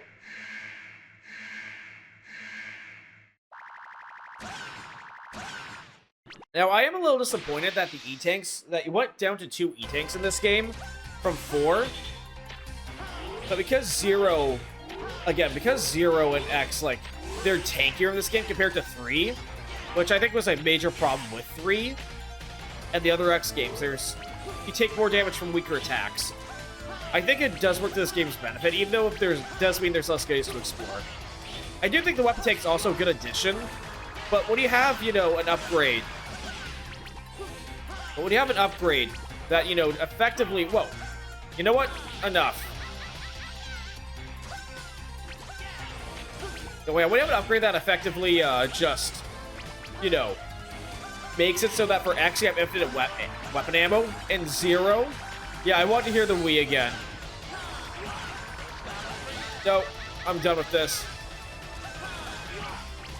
It becomes a lot less effective. Like, good upgrade, wrong game to introduce it in. Oh, he just anti-aired me. He just predicted the jump.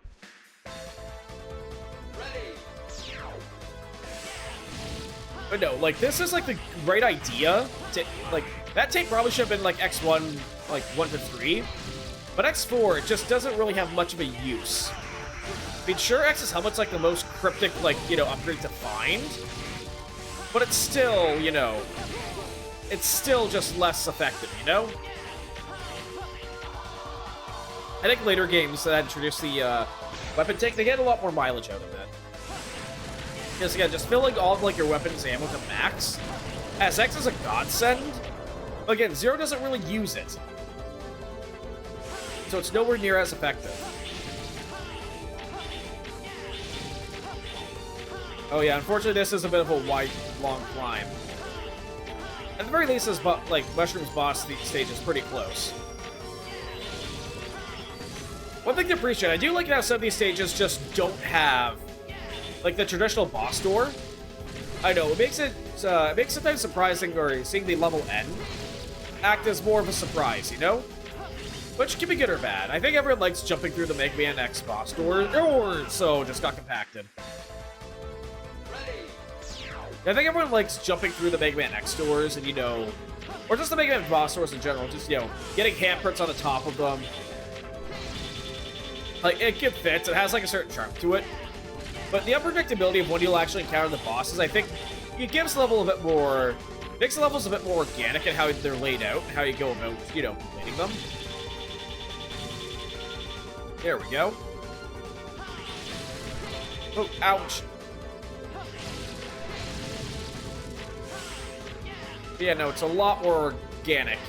Which I think, like, lends itself to, these wider, sprawling levels. It kind of, like, makes the theming a lot easier. Whoa. Nope. We're just gonna let these two just kind of slip away. There we go. Wait, split mushroom time. Again, I don't want to E-tank this, and I want to do this without really using his weakness too much, because you can just stun lock him in the beginning. It's not as fun. It's really not as fun.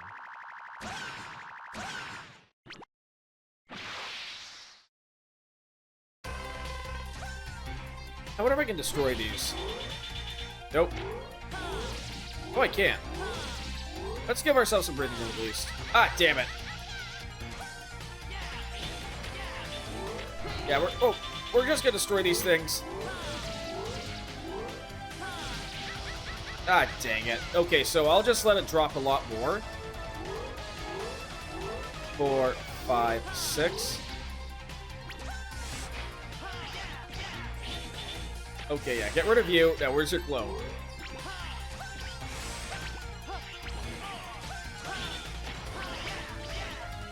Honestly, if you just chase them... Whoa. Whoa. Whoa. There we go. I kind of wonder, like, what the point of the spores for a Spite are. I don't think they really add much. Whoa. I mean, a good thing that Split Mushroom's just slightly faster than his clone. Whoa. Ow. Oh no, I meant to do the dash attack and I bit it. Yeah, no, I hit the weapon first before I did the dash attack. That would have ended it then and there. That's a disappointment. That is a major disappointment.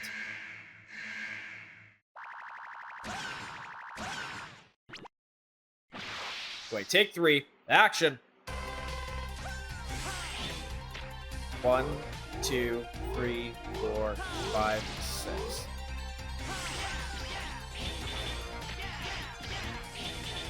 You're gonna go on the right. Again, just Split Mushroom again. Just aside for, like, you know, his, like, little, you know, cheerful Pikmin-esque maniacal glee he has in, like, doing whatever it is he's doing. Just the fact, again, those little spores I shoot, so... I just... Oh, I think it... Oh, maybe it's just meant to obscure, you know, where the other clone's dropping in from. I think that... Maybe that's what it's meant for. Ow. There we go. Yeah, pretty easy fight, but also pretty fun fight. And again, Mushroom's just voice line. It's just fun. I may actually nab that for like a Sour Demon at some point down the line.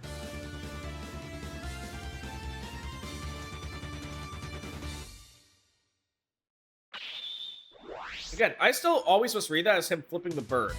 I think it's supposed to be a thumbs up, but again, it just looks weird. Gwenbu. The correct timing, higher and further jumps are possible while airborne. Quizon may be activated while attacking in the air. Oh no, this is where you get Zero's double jump. Yeah, no, this is Zero's double jump and better air attack. No, he doesn't get, he doesn't get, like, his real iconic move till X7. Or, sorry, X5. Because now, we get one of Zero's more, you know, useful iconic moves. A double jump and just this. Now, I'm not gonna lie, I like Zero's, like, regular mid-air slash a lot more than this. I know, I think it has more character, you can just, like, spam it a lot better. But again, a double jump for Zero just adds so much.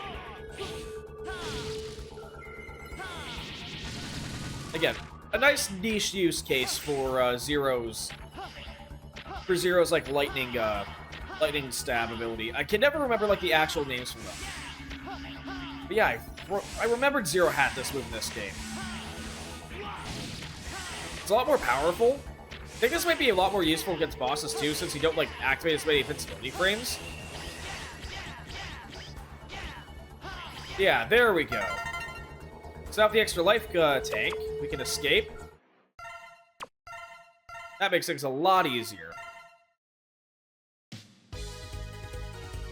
And you know what? We're down to our final two. And you know what? Instead of dealing with Cyber Peacock, okay, we're gonna take care of Storm Owl, because I want to take this guy down, especially from last time. Because we have one thing that he doesn't really work well with. We don't have his weakness. Oh yeah, no, we did. No, we did this the same thing, like, this last time. We fought Storm Owl second last. But no, with, now Storm Owl, since Zero is actually a lot more maneuverable. Yeah, since Zero is a lot more maneuverable, this is a lot easier. This is a lot easier for him. This is a lot easier of a fight for Zero than it is for X. One of the few ones, I'd say. Or, you know what? Most of the fights are kind of 50-50 between X and Zero. Because I think Stingray... I think, well, between X's fights, Zero, Stingray, or, yeah. Stingray, Walrus... Oh. Okay, come on, kill this guy.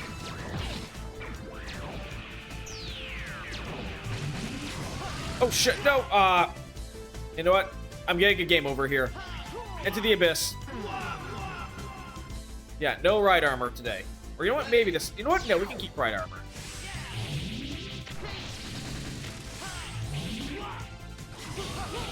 I didn't even know he could stand on this thing's like, missile compartment, goodbye. Yeah, no, we can recover from this. We can also just despawn enemies away, okay.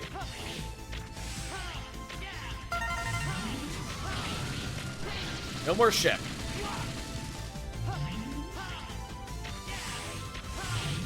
But yeah, no, now that we're getting, again, most of Zero's like moveset here.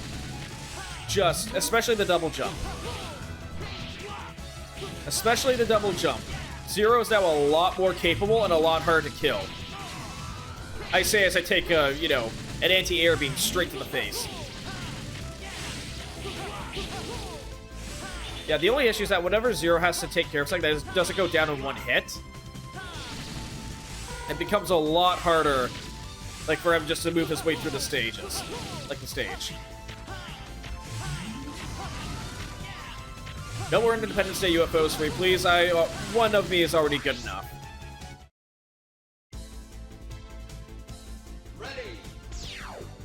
You know, I wonder why they felt the need to make these airplanes look like birds, like, in-universe.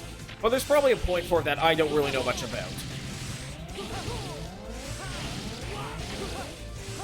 Oh. Fortunately, Zero, I think throughout the series, never gets a technique that makes him easier to, you know, hit people. Like, he doesn't get, like, a ladder technique. Which I'm not sure how I feel about that. And again, unfortunately, Zero does not have a means to get up here.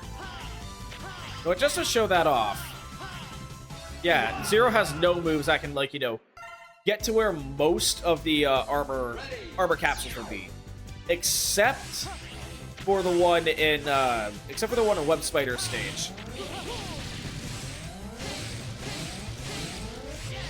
which there's probably a reason for why you can get to Web Spider's armored parts as Zero, even though if it's an empty room. So, with that... Yeah, no, Zero just... It's actually, I think, pretty good design that Zero can't really get his hands on X's armor. Like, normally. Oh, come on.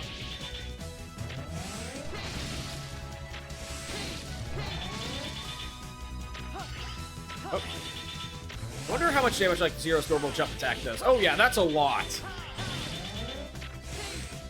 Nope, wrong move. Yeah, no, Zero can now just cut his way through everything. This is insane. It's insanely good once he gets this move. We have now, like, reached the peak where Zero's just... Yeah, just very hard to put down.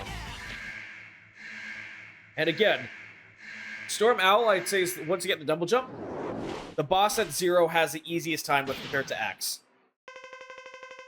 Why did you judge us as mavericks? Wait, stop the coup! No, we're justified in doing this. Oh, you can't really reason with them. Nope, you're gonna try this? But yeah, since Zero can, like, outmaneuver this guy pretty easily, compared to X, I say as I just stand there and take the hit. This fight is a lot easier.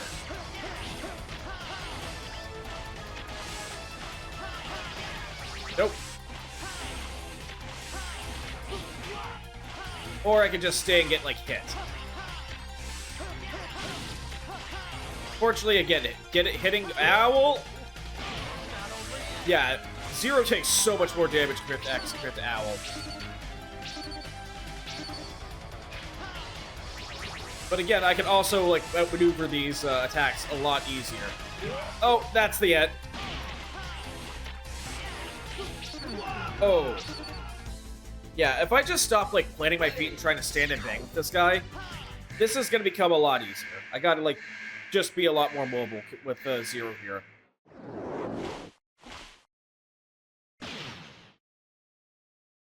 Alright, Owl, come on. Also, I hate to point this out, but Owl also has, like, the same, I don't know, chest lights? Seriously, what are these, like, little green, you know, orbs on Zero's, like, chest? Some type of power source? Whatever it is, Owl has them as well, and I just wonder why. Maybe they're supposed to be, like, coverall buttons? Ow. No, you get back here. Nope, I slacked and I missed my chance. Oh no, this isn't good. Ow. Yeah, no, I'm caught in the middle of everything. That's where I want to be the least. Okay, about here. Where are you coming from?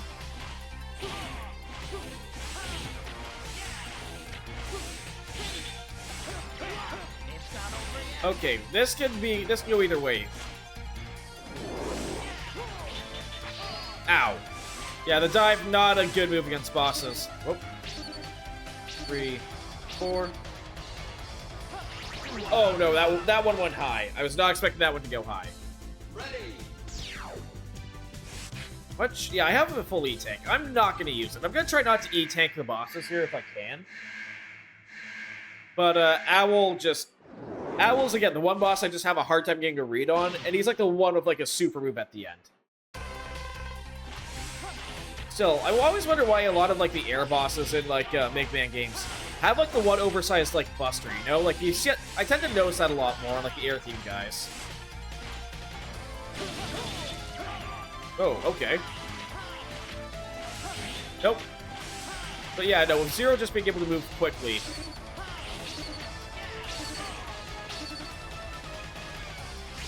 Nope.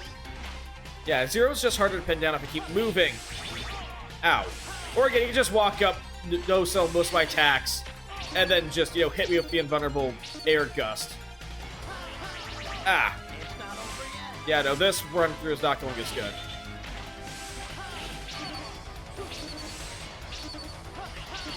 And do this again.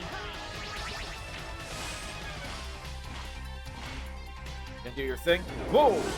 Shit, no, a little too slow there. This guy, I don't know where he's going to, like, actually pop out. I don't know if he's going to actually pop up and, like, try to, you know, just blow people away.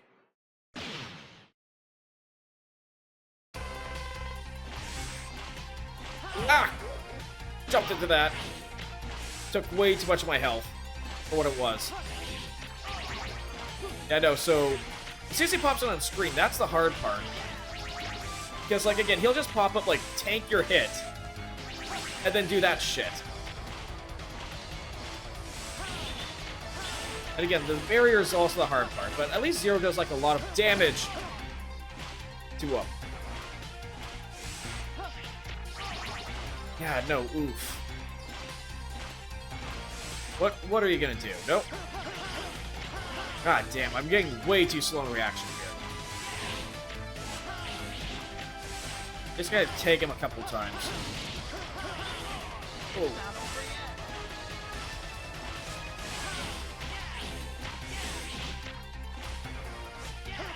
You gonna do your Giga move yet at all, or no? There we go. This bird's feathers are clipped.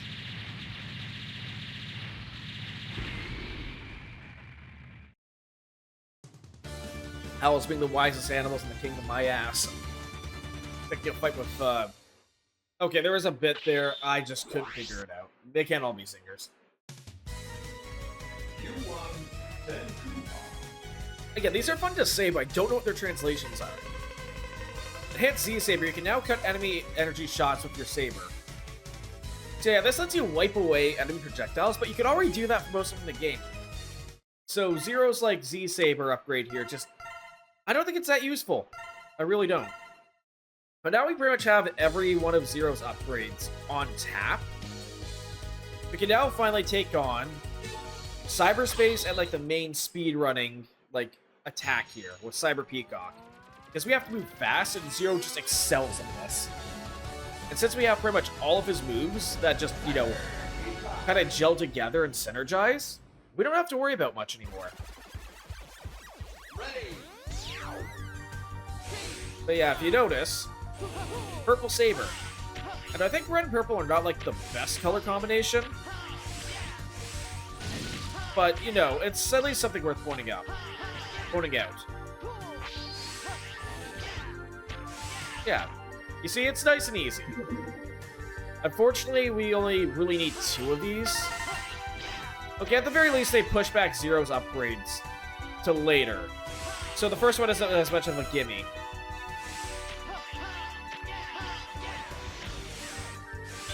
Let's get you flying. Oh. Yeah, at least on these top areas there, they are a lot easier to deal with. Come on, hurry up. There we go. This should be my heart piece. And the next one's going to be the E-Tank. So Zero's health is full, but even with full hearts, Zero takes a shit ton of damage. Oh shit, no, let go.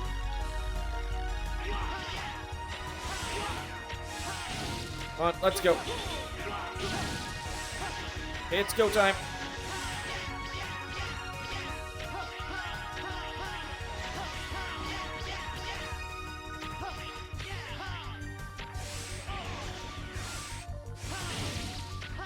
Oh, no, no, no, no, no, no, this is gonna be rough.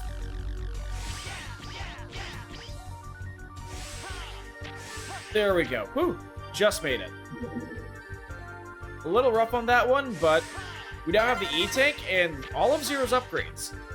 We are now fully kitted out. Ready. Now, unfortunately, we get to, like, the more cooler, abstract, like, cyberspace design of the stages. Which, again, these have cool-ass backgrounds. Like, these are nice to look at. But unfortunately, I think the, ow. Unfortunately, I don't think the stage is as effective past this point. I kind of like the little speedrun thing. But, you know, having, like, you know, having cyberspace with a heavier emphasis on space, I think works really well. It's, yeah, no, it's cyberspace, not cyberspace. Less robot. Now, part of me wonders, is this like, you know, a program that's like in the, you know, Metal Space's Zero, like, that's like instructed to be like Zero, and it's just going to have like his moveset so he can like rewrite code? Or is this more like a physical manifestation that you send off, and this is just one massive actual like computational network that's like, you know, hundreds of stories big? I'm impressed you made it this far, but you can't beat me. Get ready. Wow, we're not even gonna give Zero the time of day. Yeah, Cyber Peacock, we actually have one of his weaknesses. Which I find kind of, you know, I find kind of funny that Cyber Peacock just has a weakness. It seems like one of those boss fights that, you know, should be a lot harder. And it kind of is, since Peacock, like, fights at Zero's range and hits hard. Exceptionally hard. Because again, he can like spear you as you're moving in.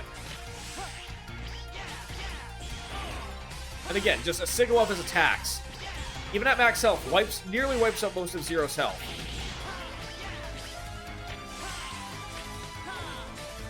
A little too slow on that one. Yeah, I need to jump down from lower. Whoa! Or to tag it. Ow! And at least this mid-air slash does a lot more damage per hit than Zero's other air slash. And Peacock can also anti-air pretty easily. Ow! Now, are you gonna start doing the mystery move? No, not the move I have, like, a horrible track record against defending. Yeah, Peacock, I don't know, at this point, like, he can outrange Zero pretty easily, but Zero can, like, outmaneuver him. So again, it's one of those 50-50 trade-offs. Like, X can just pick him at a range and have a much easier time with this boss.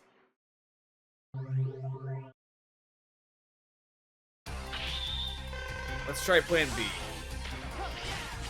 Oh! Well, not plan B, let's try another take. There we go, just don't jump as high.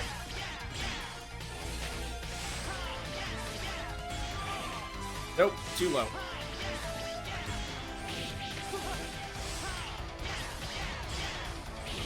Okay, there we go. I'm starting to at least get the distance out. You know, I think I get the reason why Cyber Peacock has this weakness. And I'll show it once he starts, you know, throwing out his annoying quill attack. Just to knock him out of it. Because again, the rest of the fight, pretty easy pattern. Pretty easy to deal with. Only 2 moves. Ow. They hit like a truck when they hit. But again, they're also fairly easy to avoid. It's just me getting complacent that's really doing me in. Yeah, this. Yeah, the fire move does damage to him. I think it's because, you know, it's a firewall. Oh, no. Nope, no. We're getting rid of that now. I legitimately think it's just, you know, firewall.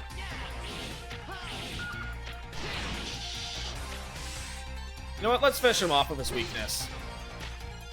Yeah, firewall versus a virus. How do you think that's going to turn out?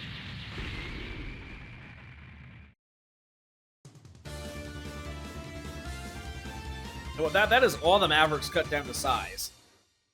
And Zero's fully kitted out. Again, thank you for flipping off the screen, Zero. Raku Hohas. This is Zero's only weapon with ammo. Press the Giga attack button on the ground. The ultimate special attack that channels all stored energy into one blast. Use this move selectively as it consumes energy. Yeah, this is where Zero's, like, you know, ultimate weapon finally pops into gear. There's, like, ultimate attack that's, like, reused throughout most of the series. Rebel Force is at the Space Harbor. Oh, hey, they have spaceports too. I have to go. No, please, wait, Zero. I don't want to see you two fight. Someone has to stop your brother. I'm leaving. Yeah, I mean, that must be rough. Seeing your brother commit crime after crime and someone you care about having to, like, hunt him down. Ready. And I still like this theme, even if I think this JPEG is just a little crusty, you know? Oh, ow! Right, grenades. But yeah, no. They say, like, you know, your attacks can get rid of, like, energy weapons now, but I mean... Like, I can already destroy most projectiles anyway. So, like, it just stops becoming as, you know, effective. And I think Zero's, like, downward ice attack doesn't really work as well in this game. But yeah, that's Zero's, like, main... That's Zero's main attack. Or ulti attack. Which, again, works as an attack, but at the same token, I know, I find it a little underwhelming. Oh, sweet.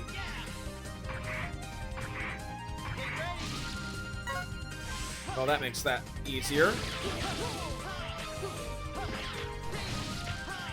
You know, the shorter you can move here, like, again, Zero's attacks do give him a lot of freedom. And, like, you know, how he can take down enemies. It flows nicely. But I don't know, I think sometimes, like, if an attack doesn't kill, Zero's, like, immediately, like, put on the back foot. But yeah, no. Time for the Colonel fight we're robbed of. Which is a shame. X gets, like, one additional boss that Zero doesn't, but Zero gets more story tied to that boss. So, this is, like, the first time we really get to fight him. I don't want to fight. Step back. I'm sorry. I can't let you through. Iris will be sad she loses you. Don't be so presumptuous, Zero. Save it until after you've defeated me. I'll show you no mercy. Now get ready! Yeah, apparently his VA here is Australian. I think I've heard, like, the accent slip a bit. But he's the same. It's the same fight as X. Which is a shame. I kind of was hoping that Zero would get an additional fight in the midway point. But yeah, unfortunately, unfortunately here, Colonel is also weak to, you know, one of the hardest weapons for him to hit as Zero.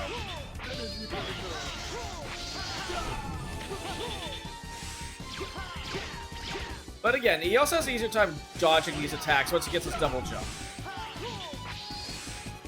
1, 2, and double jump just to make clear some space. Come on, do it again. Woo! Nice try. Ow! Okay, can't get cocky. Can't jump into it either. Ooh, hit the high.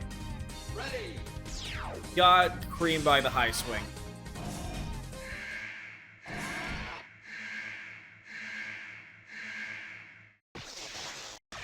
Take 3. Action. I'll show you no mercy. Now get ready! You know what? Oh yeah, so that did nothing. Except just waste some ammo. Oh, no. Again, they also gave X and Zero a wall, so just infinitely more powerful. But yeah, if I can, like, land that hit, like... If I can land that hit, yeah, no. Colonel just gets really badly damaged by that.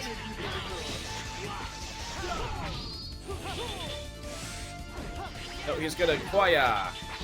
Yeah, unfortunately, I think the attack patterns for most of the bosses in this game kind of predictable.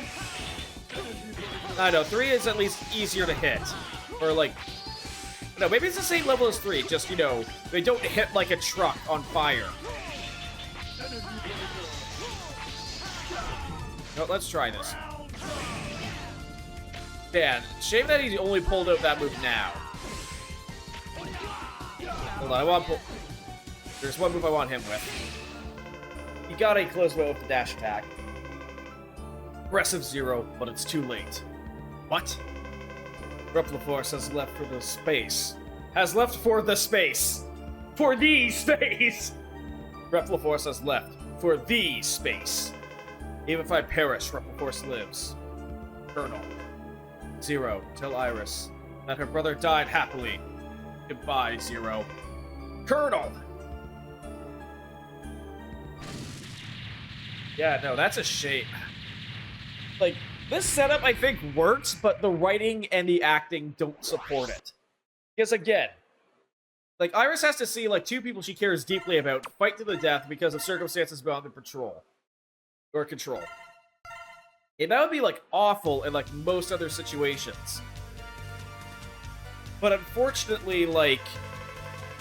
Yeah, no, unfortunately, though, it's just... It just doesn't... It's not executed that well. The concept's great, the execution is just... eh. They've left for outer space. Scramble on Maverick Hunters. Iris, where are you? Iris! She left with them? No! Now, I gotta scramble the Maverick Hunters so they don't go to space and bombard Earth. On my way. Don't do this to me, Iris. I think the final weapon for, like, you know, all the other, like, finale stages so far, instead of being a secret fortress, just a satellite weapon pointed towards Earth, I think, is, like, kind of where you peak. Because after that, where do you really go? Ready. I also kind of like how, again, for final weapon, this stage looks like, it resembles, like, the interior of, like, you know, a, you know, organism, you know, the heart, the pump. This is like, you know, the heart system and the vascular system. And you're getting a lot of that as well. I think you... Whoa. Whoa.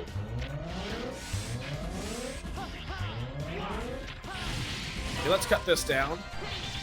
You can be cleared.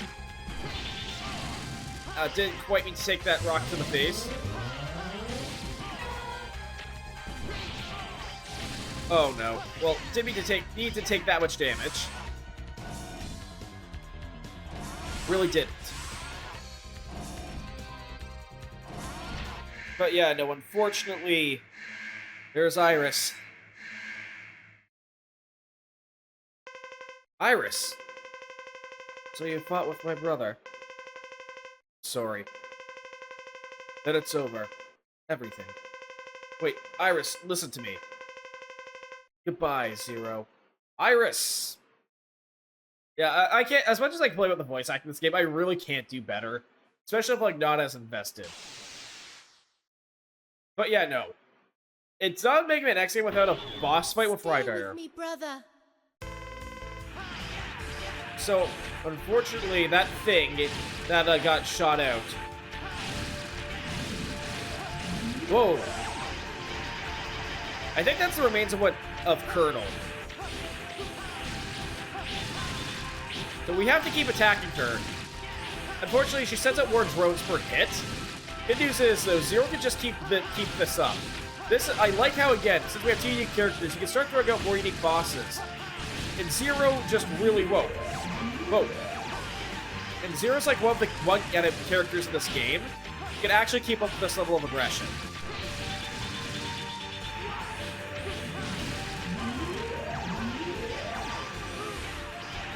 Ow. Again, Iris also hits like a truck. So yeah, this is actually pleased with the fact that, whoa, that Zero has to maintain his aggression.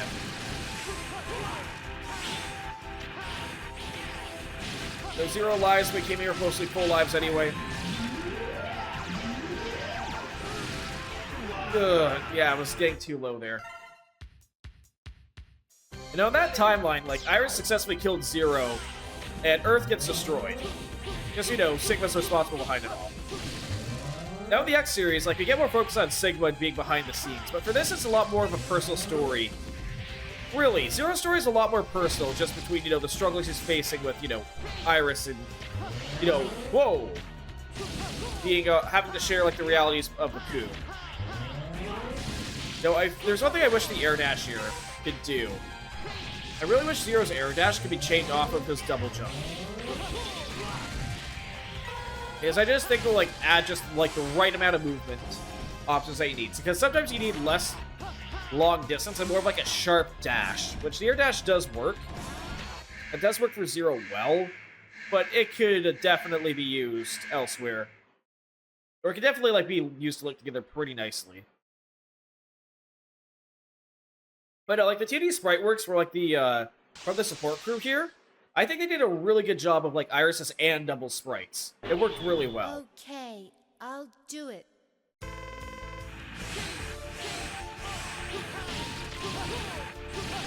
Just keep the aggression up.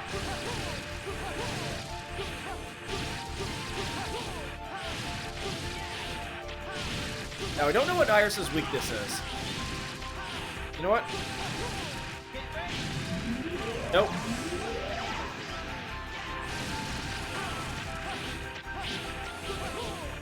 Let's see if we can just keep this going.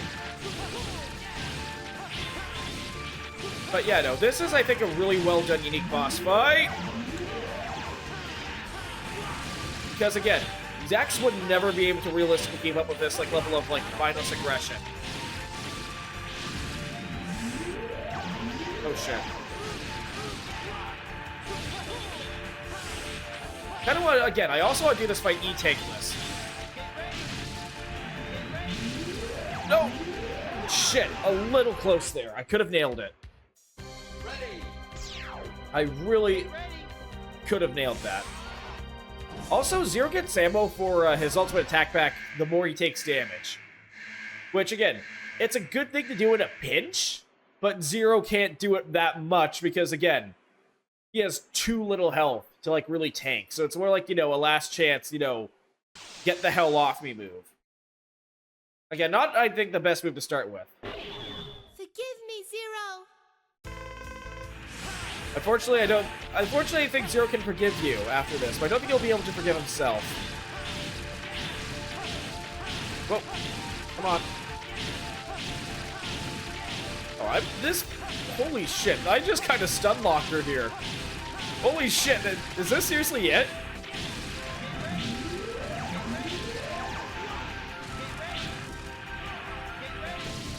Yeah, wow. That went depressingly easy really quickly. I mean, at least, you know, Iris is, like, right there, critically wounded. Gotta go to the cutscene. Iris! Iris! Oh, God, Hang in there, Iris. we all know what's going on here. Stay away from Replophos.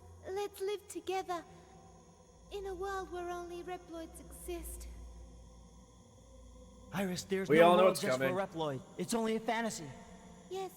We all I know what's coming. But I wanted to believe it. I wanted to live in a world where only Reploids exist. With you. Iris!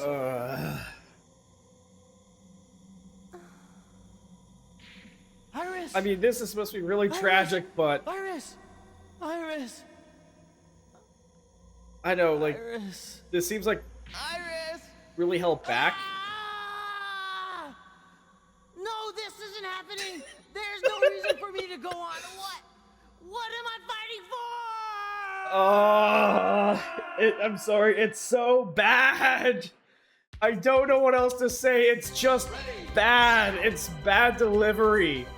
I can't do better, but, like, I'm not a voice actor by any stretch of the imagination. Holy shit. The thing is, this is supposed to be, like, important for Zero's character. Oh, wow, that actually protects fully, doesn't pierce. But no, it's bad. Everyone who, like, knows this game has played this cutscene. You know what? We went down below with X. Let's go up top as Zero.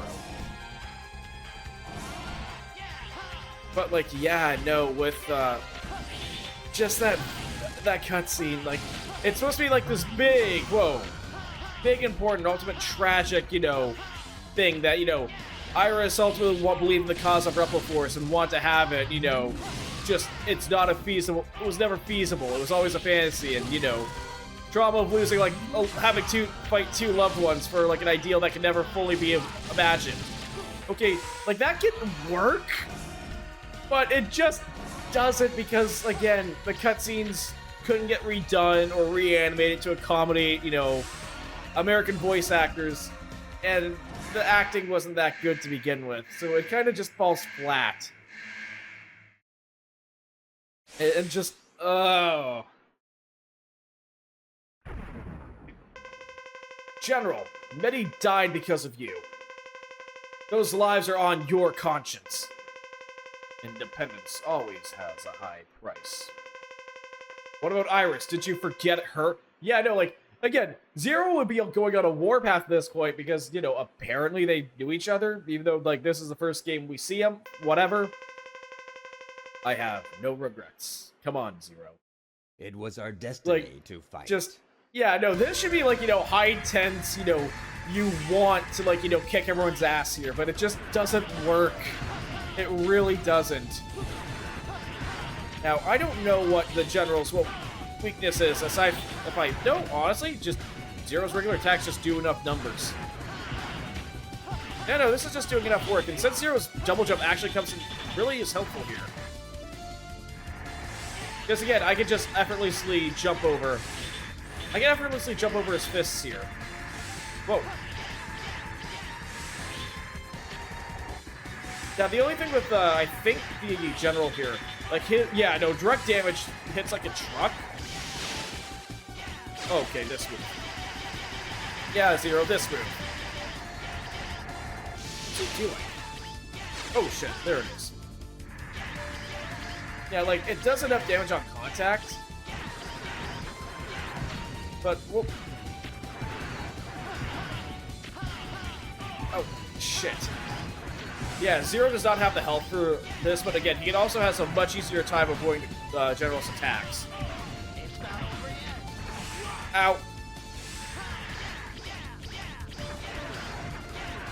You know what? We have the E-tanks for it.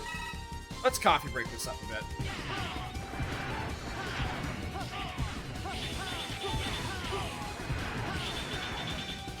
Oh shit, I got way too aggressive there.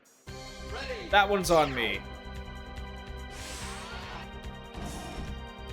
But yeah, unfortunately, like, this is the game, as much as great as the gameplay here is, and again, the story's not really that deep, nor is it supposed to be. Like, the implications of true power. Me at least thinking about what the implications of an organization like Repliforce existing in this world, I think is, like, more interesting than the story they're trying to tell here. Because, again, everything kind of falls flat. The localization kind of shat the bed on it, for the most part. And again, any voice acting and delivery on that end just doesn't really, you know, doesn't really work out as well as it should. Yeah, X definitely has an easier time with the General, though. Because, again, small, tiny head for a hitbox. Very, very hard to get close enough to do enough damage. Very, very hard to get close enough to do enough damage here. This, again, one of the times I wish Zero still had his Buster just to chip him for some ranged attack. Just so we get something. Come on, you coming in? There we go. Oh. Ow.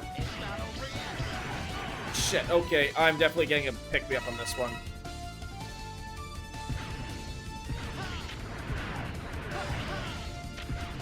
Oh, wrong button.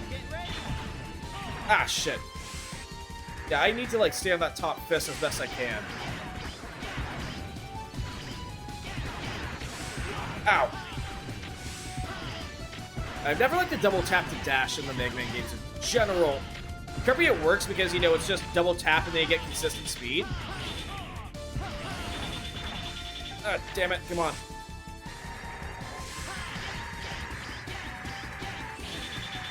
Ah, too close. And if I'm out of E-tanks, this is gonna become a lot harder. Because at least X can, like, step back and, you know, just slowly chip him away. Zero has to be on the offensive here.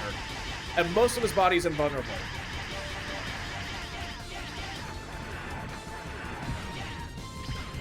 Because again, I can't even destroy these. Like, these energy shots just hit too hard. Yeah, at least I can use this to, like, you know, avoid some damage, but not all of it. Yeah, I think General's going to be a lot harder. Whoops. I think General's a lot harder to fight than Sigma as Zero, actually. This is the one. The one fight where, again, it gets hard. It gets really hard to take down this boss. It was our destiny to fight. And again, I don't know his weakness if he has, if any.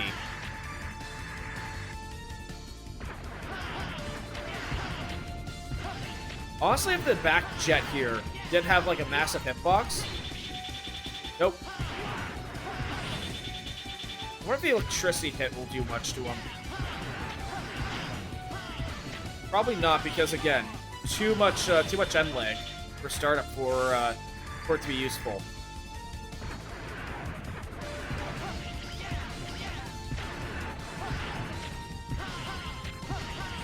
Ow. Again, it gets way too close for Zero to, like, actually, you know, avoid that first one without maybe taking damage. Because, yeah, the first half is fine.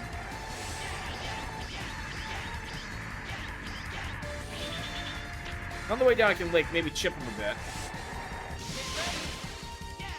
Whoa! Shoot! That was close. A second hit coming through okay, yep. Not bad. So 1 and 2. Ow! Yeah, worst possible turn, because again, those back engines, the fists are the hard part. It's the little back jets at the end.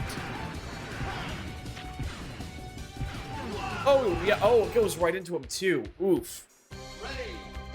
Now, the what part I'm concerned about is, like, if I fight, no, I won't have to fight Iris again if I continue from here.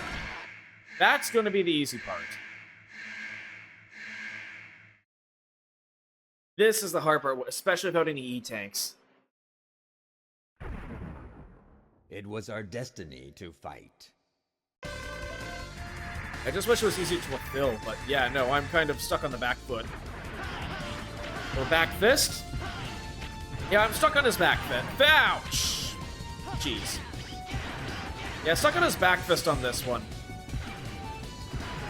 But yeah, no, we get like one fight that like really works well for Zero as an exclusive boss.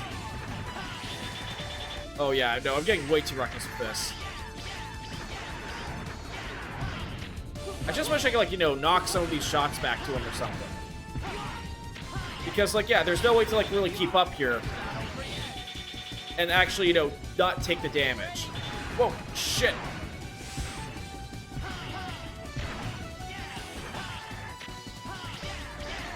Gonna try, yeah, he's gonna try going over this way, and at least I'm on the way back. Ooh, I forgot he could do that move.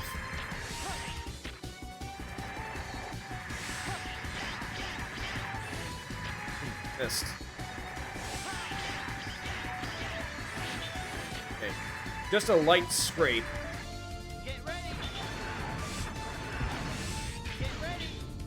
Oh shit, no. Yeah, at this point, I think I'm just gonna keep continuing.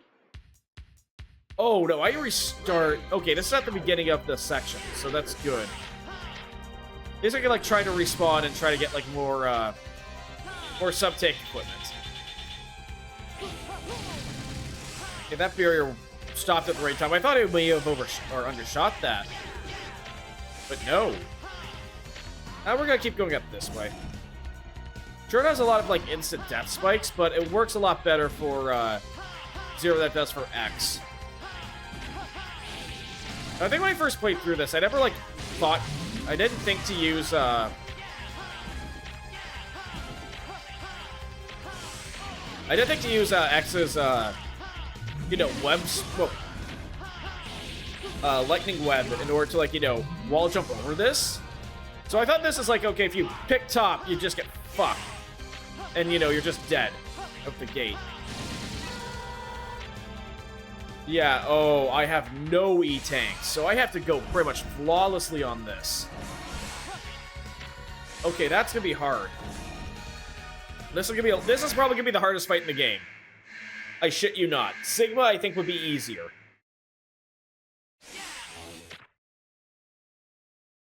So how do I open you up?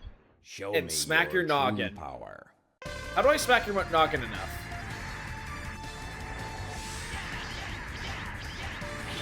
Unless, okay, plan B. Well, okay, plan B, I know what I'm doing. I'm just playing super defensive and hit and run. I'm gonna play super defensive and hit and run. I'm not even gonna bother with trying to get extra hits from the Knuckles unless we're like close to the end of the fight. I'm just gonna play defense and just try to avoid most of this, you know, this bullshit. Because again, I can't safely get in. Will it take more time? Yes. Will I be able to like outmaneuver and just eventually, you know, outpace and beat him? Yeah.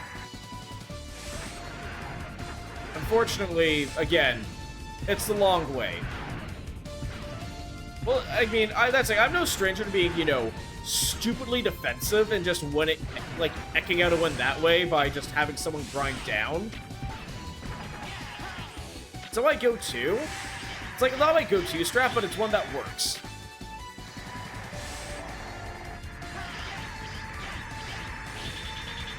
Yes, again, I'm not taking any damage, and he's down to half health. We're just above half. Okay, got a little too aggressive there.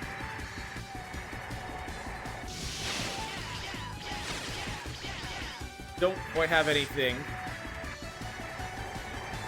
Okay, nope. Low and this big attack. Okay, you're gonna try to ram me? Nope, back on the defensive. Okay. Yeah, I think if Colonel or if a General here just drops down on you, I think that's pretty much like an instant kill. Like where he just tries to, like, you know, drop again. This guy, like, if X is like 5'3", Zero is probably about like 5'8", because he seems to have a couple feet on him, or a couple inches on X. And Zero goes up to, like, maybe the tip of his foot.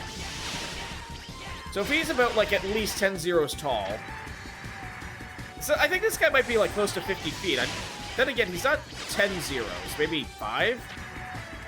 So that would still be 25 feet. But that's just height. That's not including, like, sheer width alone. But this guy's just built as a hydraulic press. Oh. Ooh. I think those energy blasts hit, like deceptively hard. But yeah, no. It's still a bit of a grind out. Probably not the best, because again, Zero works well for, like, fast-paced, rush-down, shred-through everything in your path. So this, on the other hand, like, this more methodical approach to, you know, taking care of the General, probably not the most engaging fight. But, hey, eventually it wins. And General, unfortunately, is way too clunky to, like, you know, fight without, you know, being rocket-powered and sliding through everywhere. Okay, you gotta try to ram us again. No? Okay. Nope, we can play this game too. Eventually you'll make moves that I can exploit a lot easier. Because, you know, eventually one of us will get tired and one of us is going to make a mistake. And I think that's going to be you, closer to me. Whoa.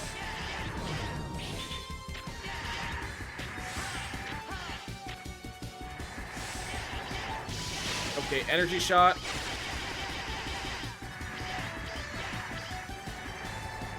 Come on, please. No, you're not going to do a flyby.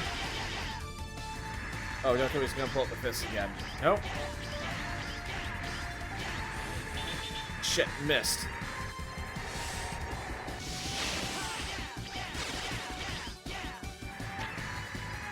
Don't do it. Every time. I think I can at least snipe his head from off screen. Okay, fine. Be that way. I mean, I have plenty of health. But again, one mistake and Zero just gets, you know, compacted. completely. So, yeah, no, it's not the best, not the most effective strategy here.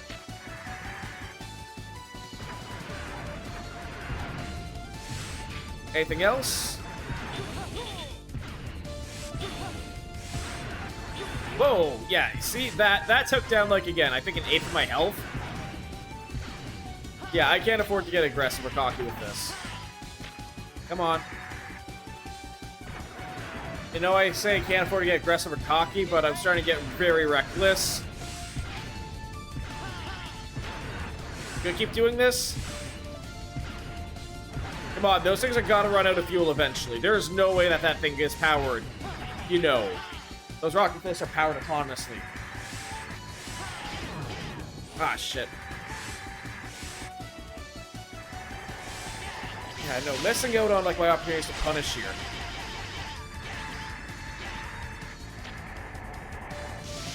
Come on, come on, come on! Something here.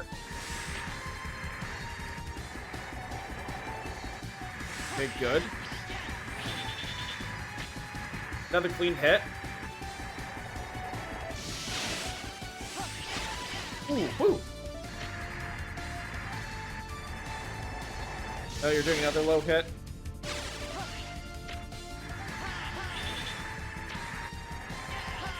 Oh, shit! Okay, you know what? I can finally go for one more reckless hit here. There we go. Yeah, his hitbox just makes it really hard for Jade like to get good damage on him. Kind of an anticlimactic, like, you know, game of, like, high, long-range pokes, but... What's this? What's happened? No, this weapon can't be working. General, what's wrong? Someone else is controlling it. Then, Earth's in grave danger. Must be stopped. I'll handle this. So yeah, I think that was the hardest fight for Zero in this whole game. Because again, he can't just rush it down. So I'll go on and take on Final Weapon, Stage 2. And again, I know that this is supposed to be like done immediately, one after the other. The fact that we go to the level select screen, it just implies to me that, again, Zero just takes another quick pit stop to Hunter HQ before beaming back up to the space station again. I think I'm going to choose this one. I still don't remember who from which who you fight during each teleporter. Oh, great, more Storm Owl. Okay, let's get the hard one out of the way.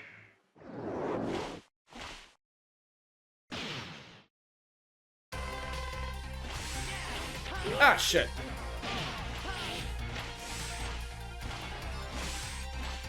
Anything else? Okay, at least with this... Oh, shit.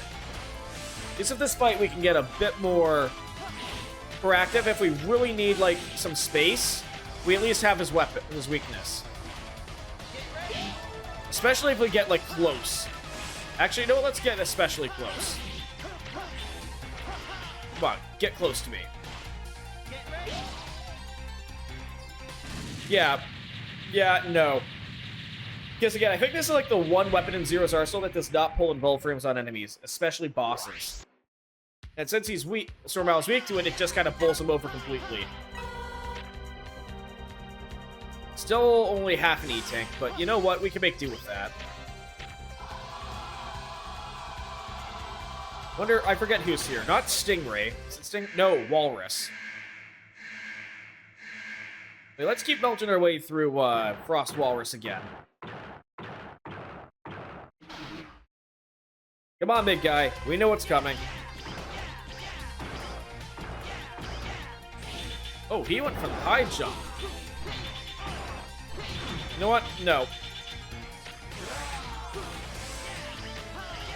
Yeah, again, it's easy. Once you hit a boss with a weakness, like, it's so easy to start cycling through. Like, I'm mostly doing this just so that, again, I can reset his pattern a little easier.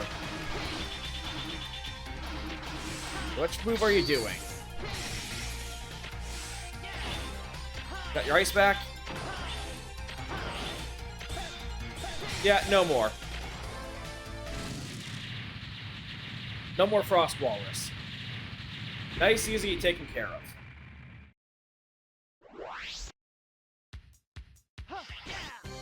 Yeah, it's a shame. It's a shame, like, again, if Zero does make some of these bosses easier, but again, he also makes some of them harder. I like the 50-50 toss-up.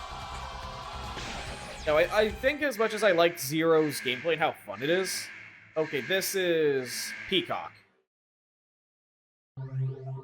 Okay, at this point, I'm just gonna start Shoryukening him. Just to cycle him. Is it more damaging? Probably not. But at least it resets him enough, and I can react fast on this. And force him out of his attack before he skewers Zero. Yeah, no, see, this gets a lot easier. Oh, shit. Oh, there goes the no-hit. And one more hit should do the trick. No more Peacock.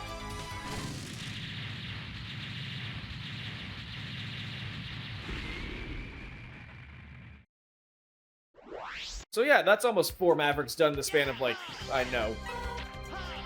What is it, maybe 6 minutes? I think I'm averaging, like, 2 Mavericks a minute? Or a Maverick every 2 minutes?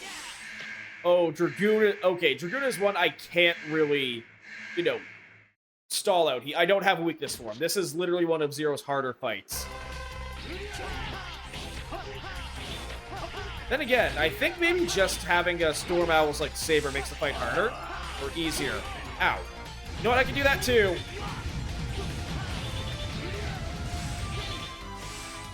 Nope.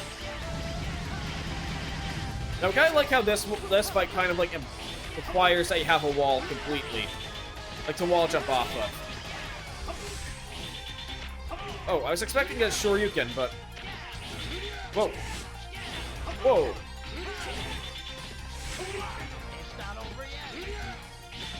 Yeah, still nowhere near enough damage. Okay. Stop getting cocky. Stop trying to do this.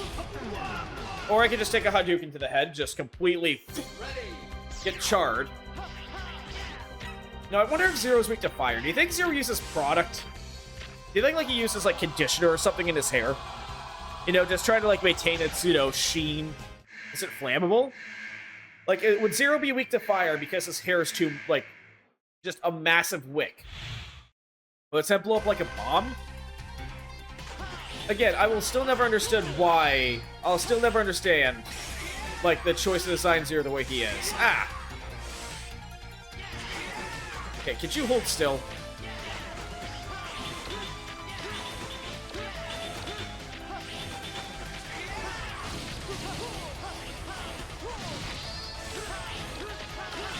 Okay, now that I have, like, this move. Ow. Come on, you were the first boss I'd taken down.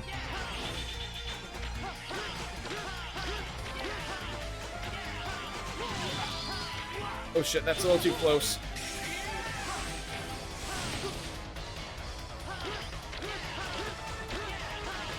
There we go.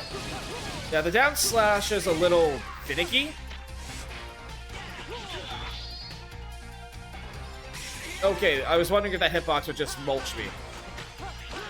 Yeah, no, it's weirdly, weirdly stiff. Nope.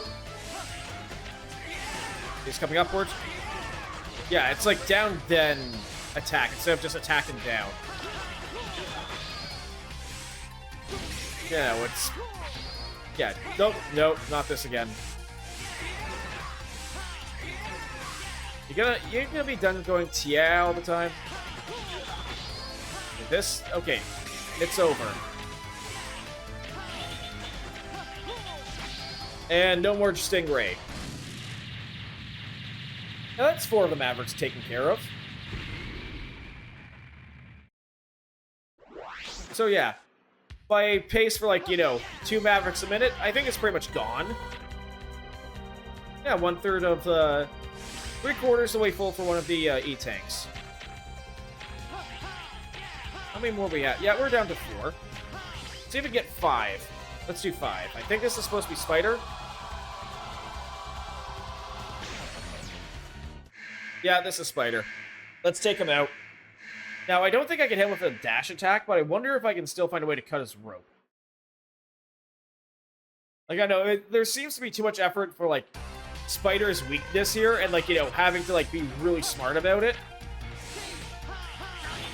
Oh, no. Nope, not at all. Yeah, no. I was expecting more, got less. At the very least, again, with the double jump. Yeah, no, this web is, like, next to, this web at least goes down super easy.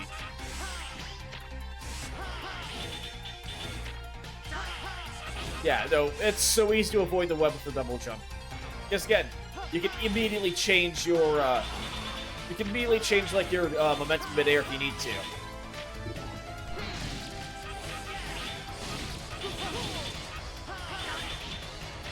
Yeah, like, it's that easy. Whoa. Yeah, no more Spider. Yeah, no, the double jump makes that fight just so easy.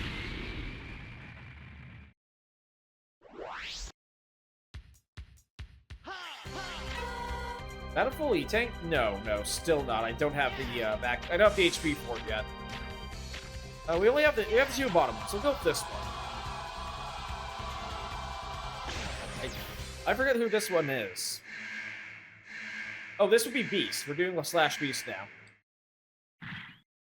Shame you don't see him, like, run up to us anymore. Ow. Whoa. Expecting a little flip kick soon. There we are.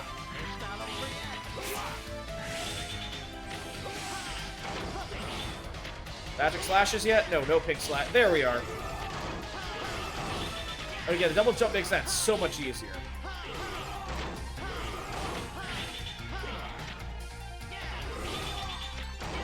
Yeah, no, the double jump kind of trivializes this fight. Oh, yeah, no guard. No command grab, please. Whoa.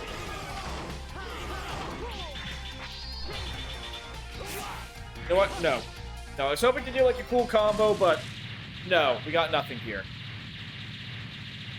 Now, part of me wonders if maybe Slash Beast's, like, weapon would be cause weakness. You know, like, maybe he cuts his own claws. You know how you need, like, sometimes you need, like, something of, like, equal hardness in order to cut, like, another material of equal hardness? Kind of like that. So who do we have left? Mushroom and Dragoon. I think this is Mushroom. Yeah, this is Mushroom. Now, as much as I'd enjoyed having the cool fight with him, at this point, I'm just gonna keep shocking this guy. And we're gonna keep shocking Mushroom.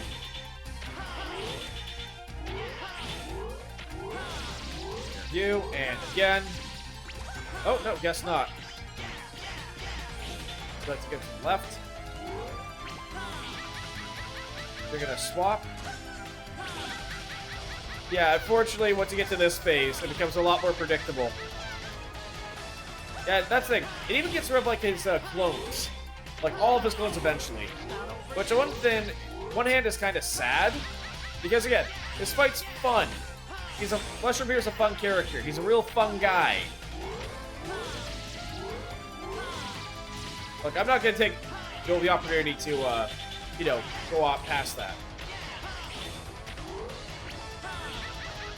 But, yeah, unfortunately, like, he's one of the bosses who, like, his weapon cycle just completely invalidates, like, his entire fight. It just becomes, like, a nothing burger.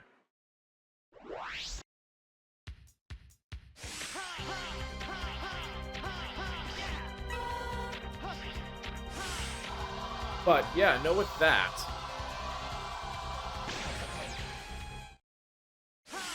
Yeah, let's rematch Dragoon, and this time not get too carried away. We appear to be doing more damage to him with the upgraded Saber, so it's making this fight a little bit better.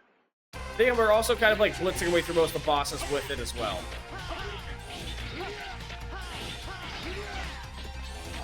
Yeah, unfortunately, just with Zero, it's this weird trifecta where Dragoon is weak to Storm Owl's weapon. Storm Owl is weak to Storm Owl is weak to Dragoon.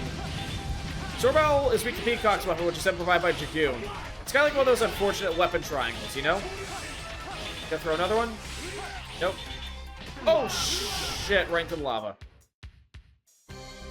So yeah, Dragoon, I think, has the best winning record against me so far this playthrough. Next it was Storm Owl, but with Zero, it's Dragoon. And there could be something to be said about, you know, the actual, like, hand-to-hand fighter going up against another, like, swordsman. You know, kind of fitting. They're both, you know, melee, you know, high-speed, fast-hitting, you know, fighting types. So, I think there'd be a logic of these guys being fairly evenly matched. It also sounds like Zero at least knew about Dragoon's unit. Gonna throw another one? Come on.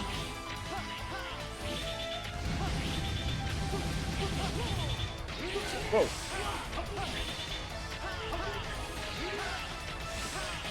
Okay, big breath attack. No, thank you. Oh shit, I thought it was gonna be a meteor move. Oh, okay, he's just predicting me now. He's giving hard reads.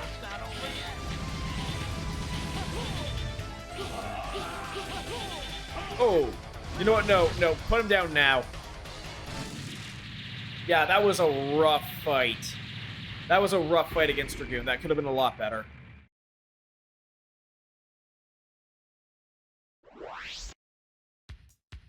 But yeah, with that, that's all the Mavericks. So if you've seen the first part, you know what's coming up next. You know who we're fighting. So before we do, I'm going to take one last BRB for the night. And then afterwards, we're going to take out the big guy himself, Sigma. Be right back.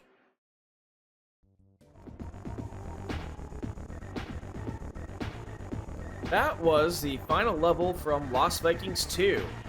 A dystopian hellscape ruled nothing by machines. Ruled by machines over just, you know, a barren wasteland of technology. Honestly, kind of fitting to that we're going up against Sigma, who, you know, gives me a similar vibe for, like, his future, you know?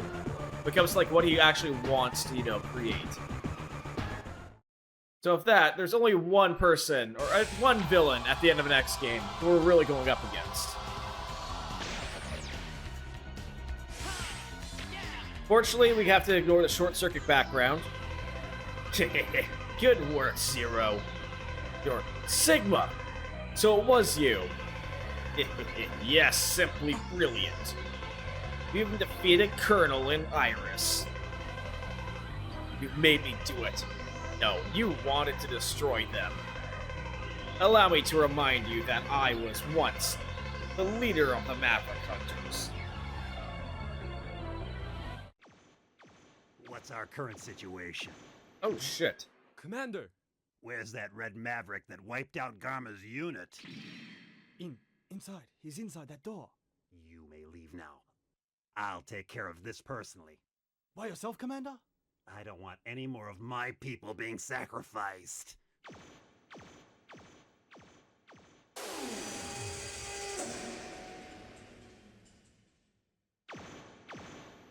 I do like how we're getting Sigma's Mega Man 1 and Zero's Mega Man 1 design from this.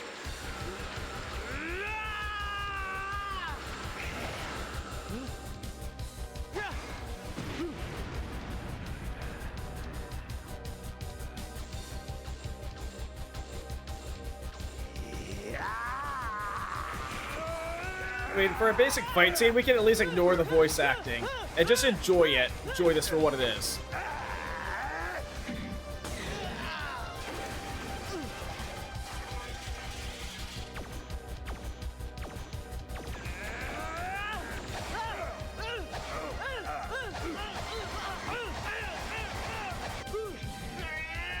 Even if we do get some repeat frames, this at least works.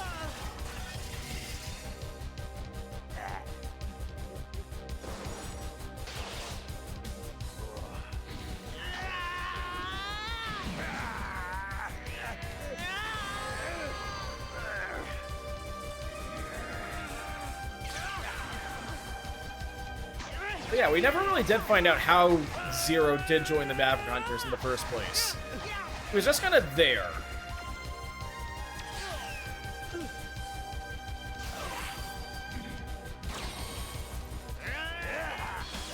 I also find it weird how, again, a pipe can somehow hold up to a laser sword. But, you know, it makes for a cool shot.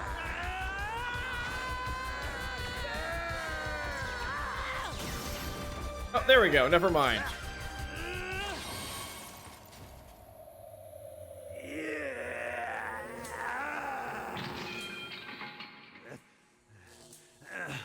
Sigma was holding back. I think, like, why can I never get this? Holy shit.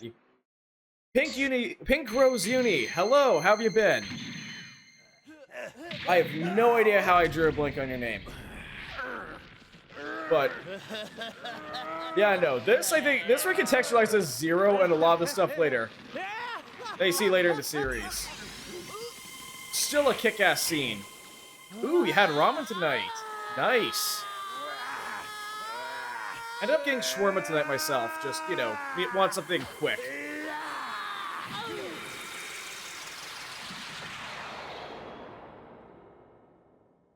But yeah, no. Imagine seeing your top dog walk in. There's a guy who's brutalizing everything. There's no one who's a match for the commander. What? Yeah, walk out just that messed up. And call Dr. Kane. I wish to have that Maverick studied. Oh shit, they actually referenced Dr. Kane? Commander, I thought he just disappeared for like this series. But no, I really do like this callback to Mega Man X1. And again, just seeing some of the other designs. Zero, you were a Maverick? What's your point? Are you that surprised? Ah, Zero. You're most impressive. Sigma, I'll defeat you. Sigma was created by Dr. Kane. That is true. I do remember that being true. But the thing is, like, ever since, like, you know, X1 Kane was referenced, and basically, like, you know, found by, you know, Kane found Dr. Light. Kane at least appears in cutscenes in 2 and 3, but from 4 onwards, Kane is just, like, I honestly forgot he was mentioned in this game, because from all I know, he is gone at this point. Which I feel is weird, like, to kind of dump that character so quickly.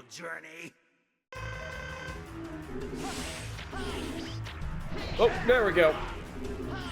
But no, honestly, I think just having this realization that, you know, Zero was, you know, once a Maverick, and then brought into the fold from... Whoa, ow, did not want to trade that. And brought into the fold by Sigma after, you know, like a brutal fight that, quite frankly, Sigma was lucky to walk out of that one alive. Nope, nope, nope, ow! Okay, I am trading a lot of hits here where I really shouldn't be. Ooh. But no, I'm actually of the opinion that for X4, this is more Zero's game, and X just happens to get top billing. I've been waiting for you, Zero. It's time for us to settle this. Okay, can I hit him? Nope, too much startup leg. Okay. Into the wall. Go. Nope. At the very least, I can hit him with this, and really, no weakness from this. That actually kind of surprises me. Okay. Wait, B it is. Yeah, this does definitely feel more like Zero's game. It actually does give, like, full characterization to him, aside from just being the cool guy you get to play as sometimes. But for his, like, first main playable appearance, I think it works really well for him. But at the same time, X's story just kind of seems, like, vestigial. Which is a shame, because I think X controls and plays great in this, like, in this game in particular. That actually hit. Nice.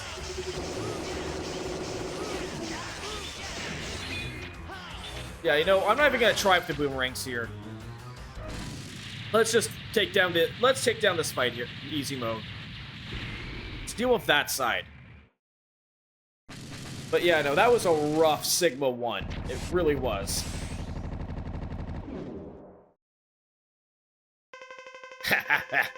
You're finished, Zero. Iris is what? Oh, Tremble with terror. as much as I like find Iris just like, okay, we know her, that she's there now. And again, the infamous cutscene is just is bad. That does feel like a low blow. I really wish. Whoop. Oh wow, this is I think the one used for the dash attack. Yeah, no, I think that's the best use case for Zero's dash attack here. Oh. Come on, destroy, destroy, destroy. Okay, still a little too close. But you know what? We're at a good distance. Which one is it? Okay, fire. Fire's at least easy to avoid, especially at Zero. With the double jump.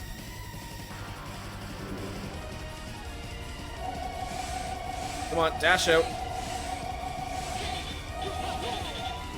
Yeah, no, honestly, I think Sigma might actually be easier as Zero. Just because, again, better mobility and just enough damage on some of his attacks.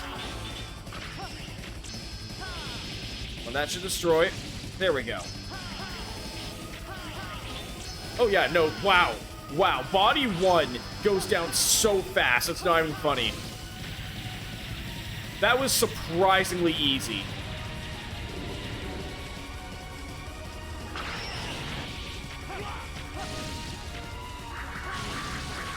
Okay.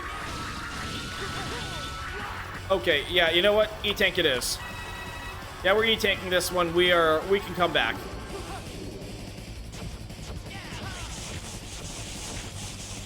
Yeah, honestly, once you get the pattern down pat on this one, I think this is the easiest.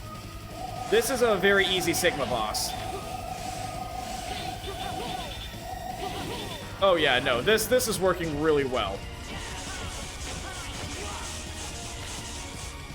But yeah, I really don't know what else to add. Basically from, like, Zero, I really do like the characterization that... Okay, let's actually turn and, you know, hit the boss. You know, that seems to be like a... That seems like a good strategy, you know? Just actually knocking... Whoa. Knocking the crap out of Sigma seems to be like a good idea. So, part of me wonders, did Sigma just happen to have a body... Those heads are mini bodies of Sigma. You know, I never really thought of it that way. Like, for this one, I was about to say, yeah, like this big-ass head.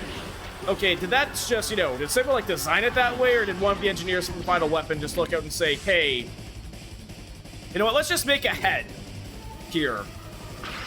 Oh, shit. Okay, no more of this. No more garbage. No more Sigma. Get jettisoned. Good night. You had to kill his girlfriend. Oh, that thing's still standing. What's so funny? This weapon is aimed at Earth. No one can stop it. No. Ha ha ha ha. Goodbye, Zero.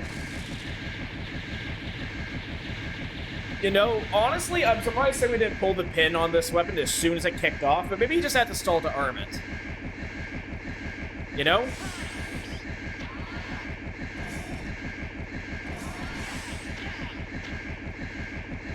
But, yeah, no, the fact that, I still have to say this, the fact that General survived, like, an ass kicking by X or Zero, like, it is insanely, that just shows how insanely durable this guy is. General! Zero. I was wrong. Sigma. He blinded me to the truth. It's okay. Rest. With my body, I can stop the weapon. But then you'll... It's over for this, soldier. Farewell. General! Like, that's the thing. I genuinely think that Zero's story is written better, even if it, like, drops the ball hard. And, you know, Iris' death cutscene. And just in general. But Zero does get some incredible animation, and I think this very much is his game. Again, I played the X series before I played I ended up playing the X series way before I played Classic. So, this is what happened to me. This is my fate. I couldn't save anyone after all. I know, Zero. I mean, you saved Earth. Please stop, brother. Like, I can't take this death seriously aside from the voice acting, is because, like, they're just here. Apparently, they've been here this whole time. All turn out to be Mavericks after all.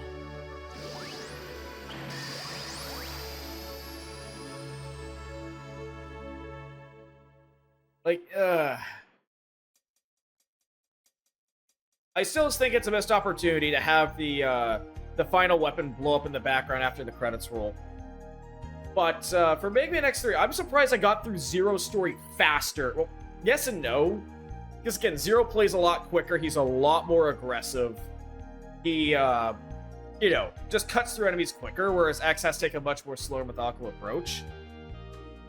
But taken as a whole, I do think that when you have both X and Zero at the same time when you're playing through something, at least when playing through X4, they do kind of complete the story. X, you kind of get more of Sigma's involvement in it, and just X kind of, you know, slowly, you know, realizing his naivete is becoming a problem. But Zero gets, like, the full story. You get his full character arc, and again, for his first main playable appearance, you actually know what his deal is. Because since X1 through 3, all you know is that he is a senior Maverick hunter who's better than X in the first game. X brings back in the second game, and they're about even. X3 is when, you know, X kind of comes to his own a bit. And X4 is when X just kind of, you know, is at Zero's level. But you don't really know much about the guy, aside from what he is. So having the game focus, giving him, like, a more concrete backstory, I think worked really well. And again, I have no idea how they knocked, and I've said this whole time going through this, I have no idea how they knocked getting their Melee character, the first Melee-centric character in the Mega Man franchise. I have no idea how they got him to work so well on their first outing.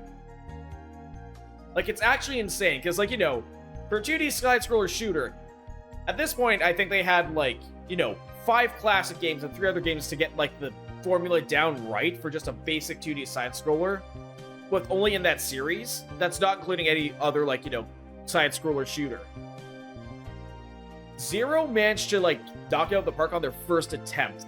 It's really well done. But as a whole, I do think X4 does kind of live up to it. Its claim of being, like, one of the best in the series. I do have a soft spot for 5 after this, but I will say 4 is the better game. Again, as with X, I kind of miss how exploration-focused everything else was. But, yeah, no, it's weird. This game is definitely Mega Man X4, but I think this is the game you pop in and play for Zero. Unfortunately, I think, like, again, I kind of, like, put up all the quagmire, or, like, oddities I have, like, Reploforce when I was playing through with X. Oh, hey, that was Zero's ship. But the other thing I kind of like to point out is that, like I said, I played the X series before I played the Classic series. I had no idea that was supposed to be Dr. Wily. The battle has ended, but for some reason, Zero's memories of the past continue to haunt his mind. As a hunter, it is his duty to go after those Mavericks. At the same time, he knows that it is his destiny to defeat his friend one day. 2 different people. Fates. In the future, Zero's decision will lead 2 great hunters to tragedy. The future is coming. But yeah, that's the entirety of, at least for what I'm playing on, that is the Mega Man X collection, or Legacy collection, at least the first one. So playing through the first half of, like, Mega Man X, just as, like, a general retrospective.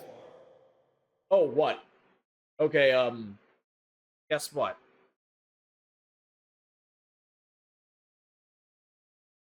There was a new X game announced. If I'm trying to think of, like, something that's on topic.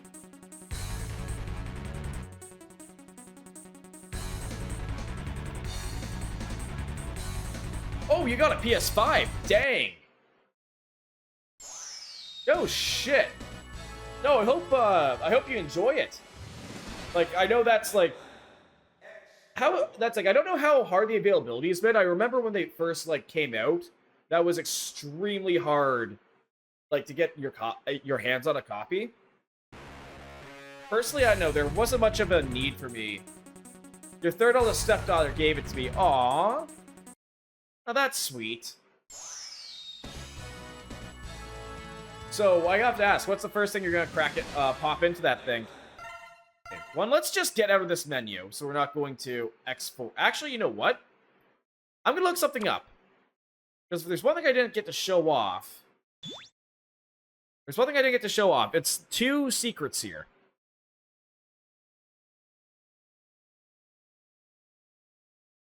Let's see what the code is to unlock.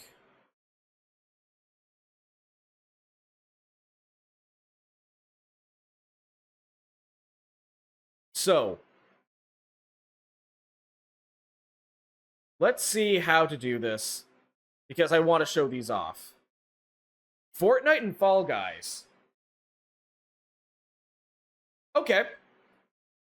You know what, they're decent enough party games, especially, again, for family or kids. I get that. I see it. Unfortunately, on my end, like, I hate to say this, there's only been, I think, 2 like, PlayStation games in the last generation.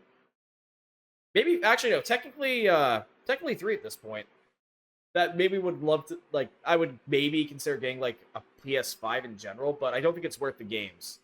And one of those games came to PC a while back. So, yeah, I think, the only ones at that point is, like, Bloodborne and the Demon Souls remake. But, yeah, no, I'm glad that you're enjoying your PS5, and I hope you enjoy the crap out of it. I know, for me, there was nothing on the system and stuff that made me want to go for the splurge. I wonder, now, how can I need to show off the, I want to show off the secret armors. So I want to see how, I'm going to look up how we unlock this.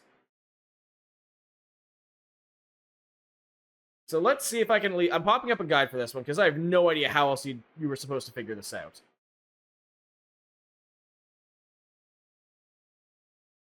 So, for the ultimate armor, we're going to start a new game. According to this, we highlight X, A twice. Oh, no, that did not do it. Oh, I have to do this on the, I have to do this. I have to do this on my keyboard. Okay, let's try that again. Yeah, I unfortunately have to cheat this, because, again, on the collection I grew up with on GameCube, once you beat it, it would tell you the code. So let's try this again. So game start. So on my keyboard. So, press A twice. 1, 2. Press the left arrow 6 times. 1, 2, 3, 4, 5, 6. Hold D, V, and press space until the game starts. X's body should almost be a darker in purple. Let's see if this works. Now, I'm terrible. I can, like, if there's one shade of purple I can't figure out. Ready. Oh, no, yeah, we did it. We did it. We did. Okay, so I get to show off the best armor X has ever gotten in the series. Yeah, the best armor X has ever gotten in the series, and unfortunately, you can't unlock it normally. I am so disappointed. You know what? We're not even going to bother to fight this guy, because I just need to get to the first X cap, or light capsule I possibly can.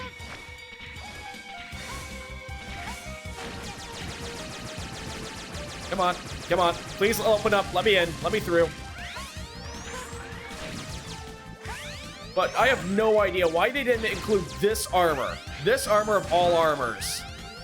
As like a hidden gold chip or something, like they did in X3. Like, why would you design and introduce this and not hide it away somewhere? Bye, Dragoon. Bye, Dragoon.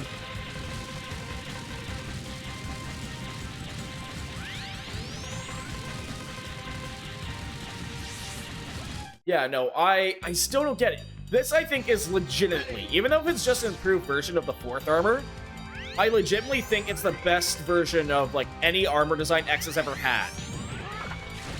Because, again, the only way I think you can improve it is if you made its leg upgrade do what the leg upgrade did in X3 rather than X4. Because I think the vertical, like, jump at least opens up a bunch of fun movement options for X. But yeah, like, biggest missed opportunity. Whoa. Dude, no thank you.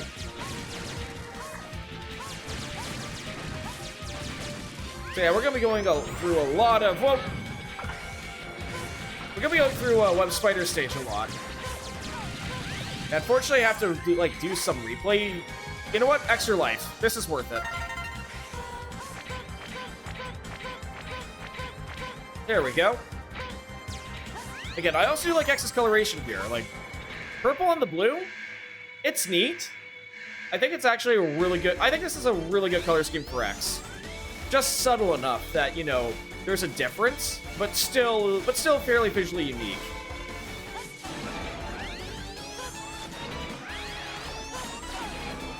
Huh. I don't remember seeing this attack during Zero fight. Whoa. Ow. Please don't butcher me. And good night. But yeah, no, if you're going to be, if you're going to introduce the best armor in the series, and, you know, just, it's iconic, like, when you think of, like, X and his armor, I think, for me, it goes for, like, the armor from the first game, followed by the Ultimate Armor. And the Ultimate Armor is just a lot more visually distinct. And I think it shows off a lot. I think it's just a better design overall. We're gonna save. We're gonna go down here. And now, just skip everything, because we've seen the story enough. Again, the sprite work here is amazing. I love the sprite work for this game every time I see it. Like, even Double before, you know, turns out to, you know, betray you. Just, you know, he just seems, you know, he's trying. He looks like he's weighing over his head here. Again, I don't think his voice fits. I kind of expect something... I honestly expect something closer to X's voice on Double. Even if he is kind of an Elmer Fudd type.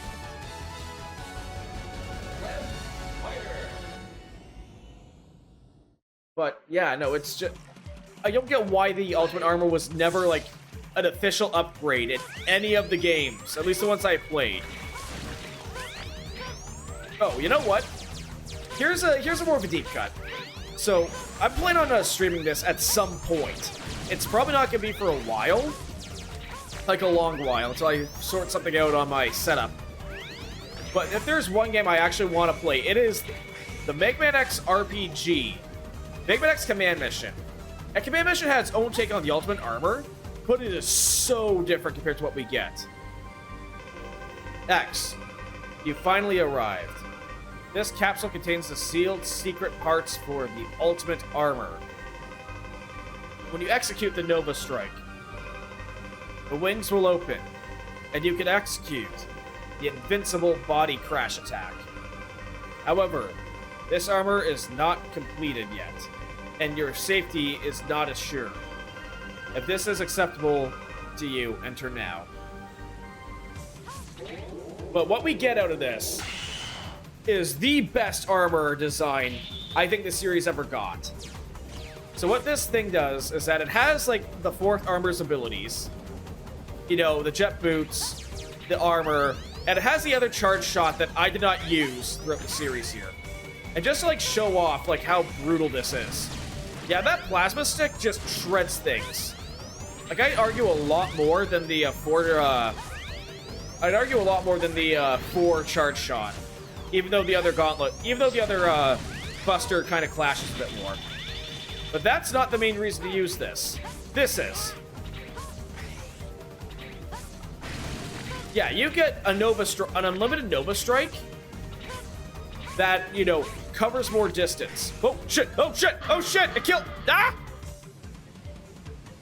Ready. Yeah, I think I found out what X meant by saying your safety is not assured. Yeah, prototype armor. We found out what the issue was. Goes too far. But no, this, whenever I think of like X's ultimate move, and it's just a simple dash. But yeah, no, this just demolishes everything in its path. It's kind of unfair. On top of all the other abilities this has. Again, I think this works as a move because it does put you in harm's way if you're not paying attention. But at the same time, like, you're just an arrow. You literally fly through everything. I'm gonna go up to at least, Web Spider, just to show, like, how busted against a boss this is. But no, aside from just it being, like, a broken armor, I like this a lot, just, again, design-wise. This is what I expect, like, X's peak performance to look like.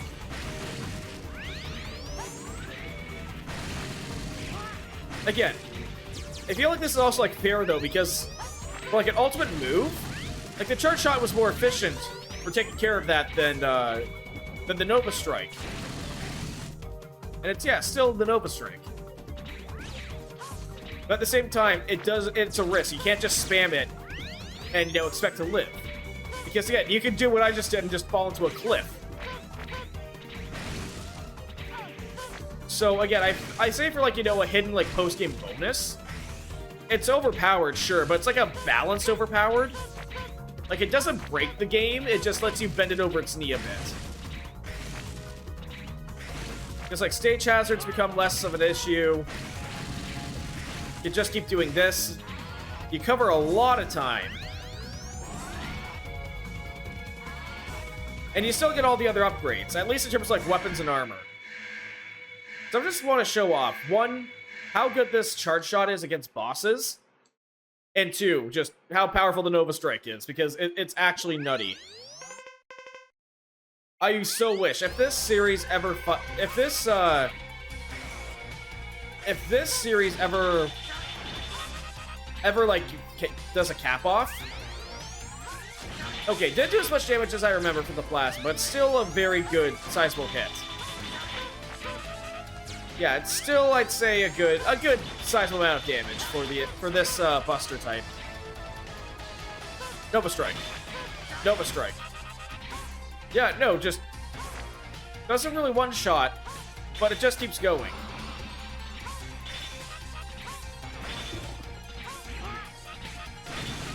Yeah, just... Yeah, no. That easy. You're invincible. I barely took any damage from that. It is exceptionally good. I wish this game gave you the proper code upon beating it. Like, on the story. It's kind of disappointing.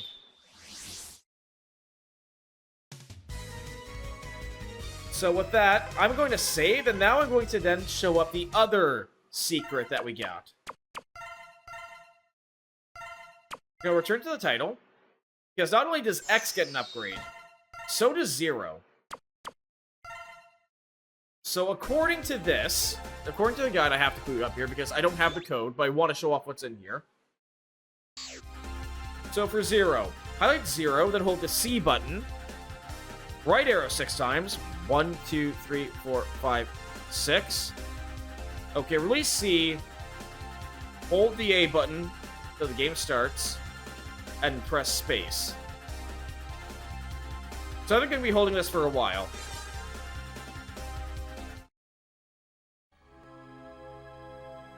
Notice the secret will turn Zero's black color. The only thing it does, but it doesn't get anything of this. Did we get the color change? Ready. Yes, we got Black Zero. Which I think this cutscene scared. Oh yeah, no. The introductory cutscene, like I said at the start of the stream when I showed it off, it is. When I see the introductory cutscene, like, I thought this was a fan-made thing. I did not expect the game to have the actual stones to, like, show, like, what amounts to essentially a PTSD episode with, like, you know, real blood. Or, you know, the closest thing this game gets to real blood. Like, that is a metal way to start the game. But unfortunately, like, I think the rest of the, like, direction and the pacing of the animation lets it down in the writing. Now, unfortunately, I remember in one game, Black Zero, I think it's X5, where Black Zero does more damage and moves faster, but has less health. And, oh, shit, I forgot that this guy can attack in the foreground.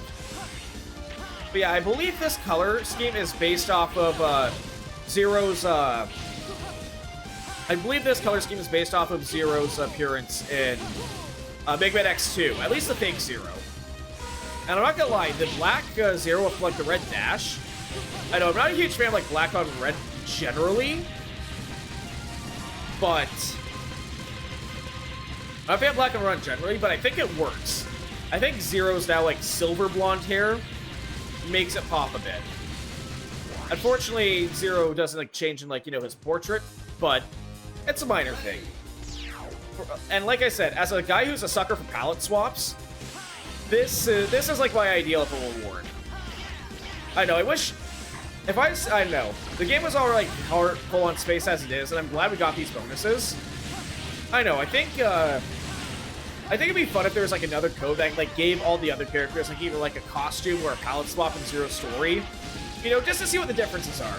Because X gets like a huge busted gameplay tweak. I think Zero getting, you know, just some fun visuals, distinctive visual flair, I think fits the style a lot. So I'm just going to finish off this level. And with that, I'm not going to tap off stream just yet. Because there's one last thing I think I'm going to show off to wrap up the, basically the X Legacy Collection. As a whole.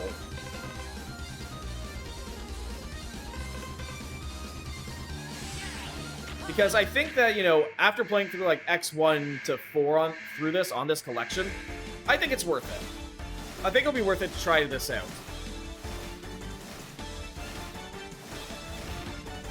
Anyway, Zero, take care of this thing. Yeah, all that, and boom. Half health gone already. Yeah, Zero just shreds this thing. So remember, just remember, if you ever need to fight a giant dragon... use the sword, okay? What in fantasy has a gun ever killed a dragon? It's always a, you know, legendary sword, or occasionally a bow. So I'm just gonna go get a save here, just so that we have at least Black Zero on file.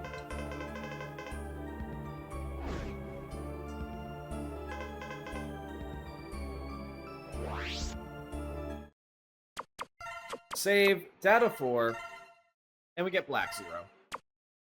Return to the title screen, and with that, to wrap up this collection, we are going to return to the title screen. Oh no, we're going to quit the game. Every time I see quit game, I'm going to quit to desktop, you know?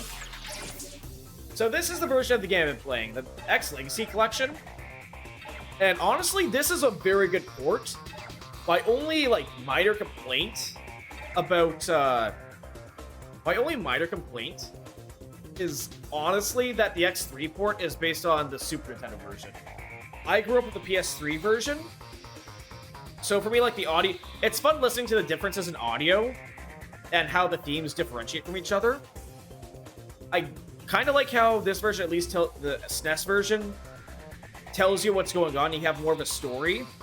But I do like the FMV from... I think the FMV from the PlayStation 1 version also has its own charm. Thing is, if you go to the museum, or sorry, the options here, we have our own achievements. So basically, I managed to get most of them. Did manage to get Miss Bang the Centipede. And we also have like some other niche stuff. Complete on Mavericks X4, Zero, you know, some other like niche stuff. Probably gonna go back for this one. I think I am gonna like 100% some of the achievements here. Gotta find out these secret achievements though.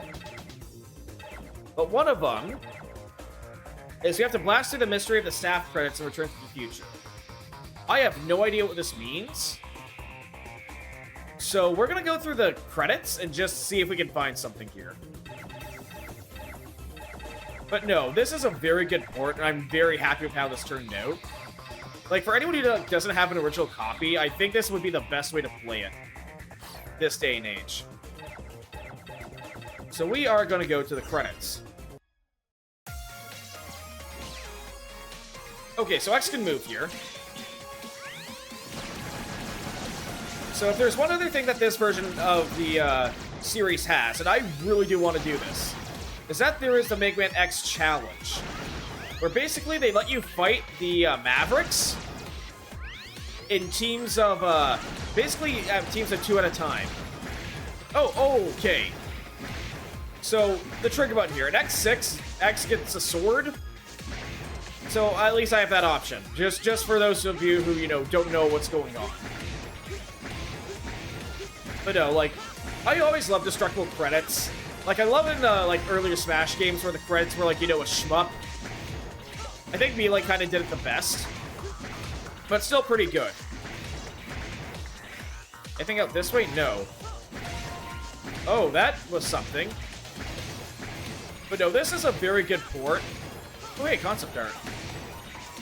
This is an incredibly good port. I would honestly recommend it if you want to play through the series and don't have the means to already. This is the way to do it. Yeah, Capcom, again, mixed developer because, again, or publisher, but I still think that Capcom does a really good job at porting their old games, at least making them playable in an easy way. Okay, like, you could play through the, oh man, make Bayonetta say UFO, not UGO. But with Capcom, I think they do a really good job porting their older games, and at least making it playable for, you know, newer people who've never experienced it for the first time.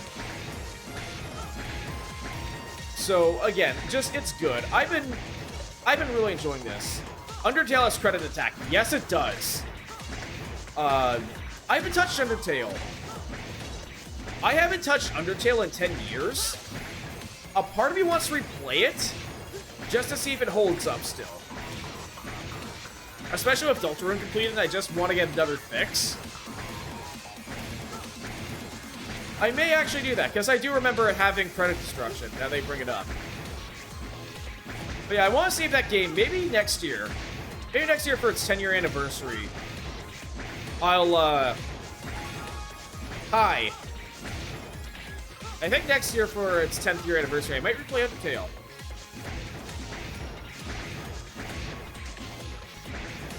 I wonder if I can make, you know, I wonder if I can make one of these, things spell, or take what? I'm probably hoping I can, like, try to make this say something funny, but I just don't think I have the foresight for this just yet.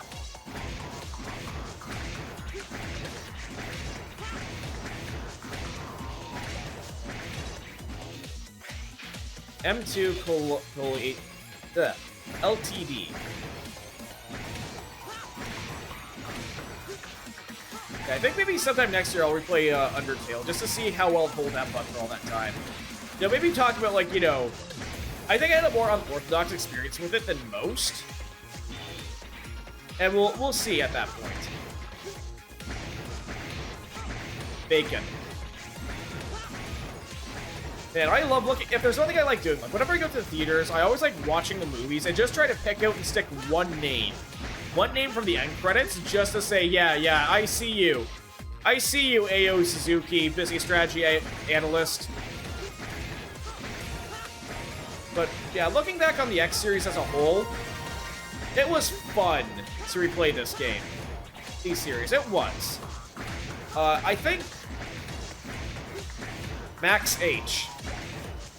Yeah, I got nothing for, like, making, again, the original works. But yeah, revisiting X3 was, I think, an eye-opener. I thought it got a bad rap, but again, replaying that one, I think my experience changed the most. I think I appreciate X2 more for what it is, and X1 doesn't seem as basic. I know 4 seems a weird step back for me upon replaying this. But, it works. It works really well. And I do think the front end of this series is the better part of it for me. But then again, I've only played up to X6. I've never played X5, I've never played X7, and I've never played X8. So at some point in the future, I'm probably going to do a blind playthrough of those. And I'm definitely at one point. Maybe not today, maybe not tomorrow, maybe not in the immediate future. But I do definitely plan on playing through Megaman X5. Because one, I do think it's where the series should have ended.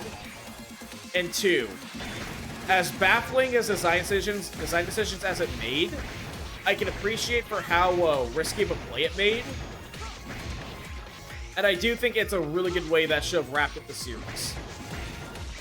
I know, there's something about that where it just seems like it should have been the final push, and I kind of respect it for that.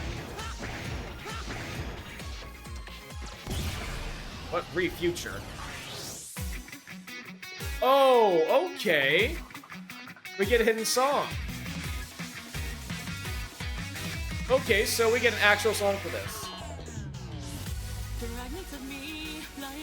Typeface included and included by Dynaware, sound font. I'm surprised Bandai was involved in this.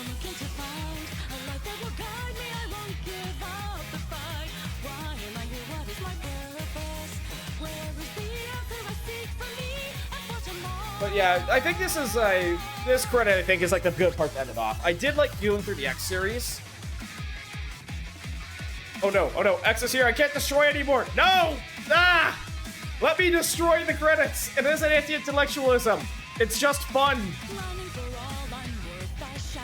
But no, I don't think my opinion on this series changed exceptionally well. But again, these are still some of my favorite games.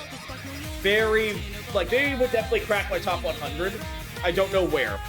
I don't know, like, what placement. But, again, it's the X series. It is the first Mega Man, like, games I played. And it is the, oh, you shouldn't have. And you. And they still are very strong. Like, they're still very strong contenders for a game for me. And I'm very glad to have replayed them.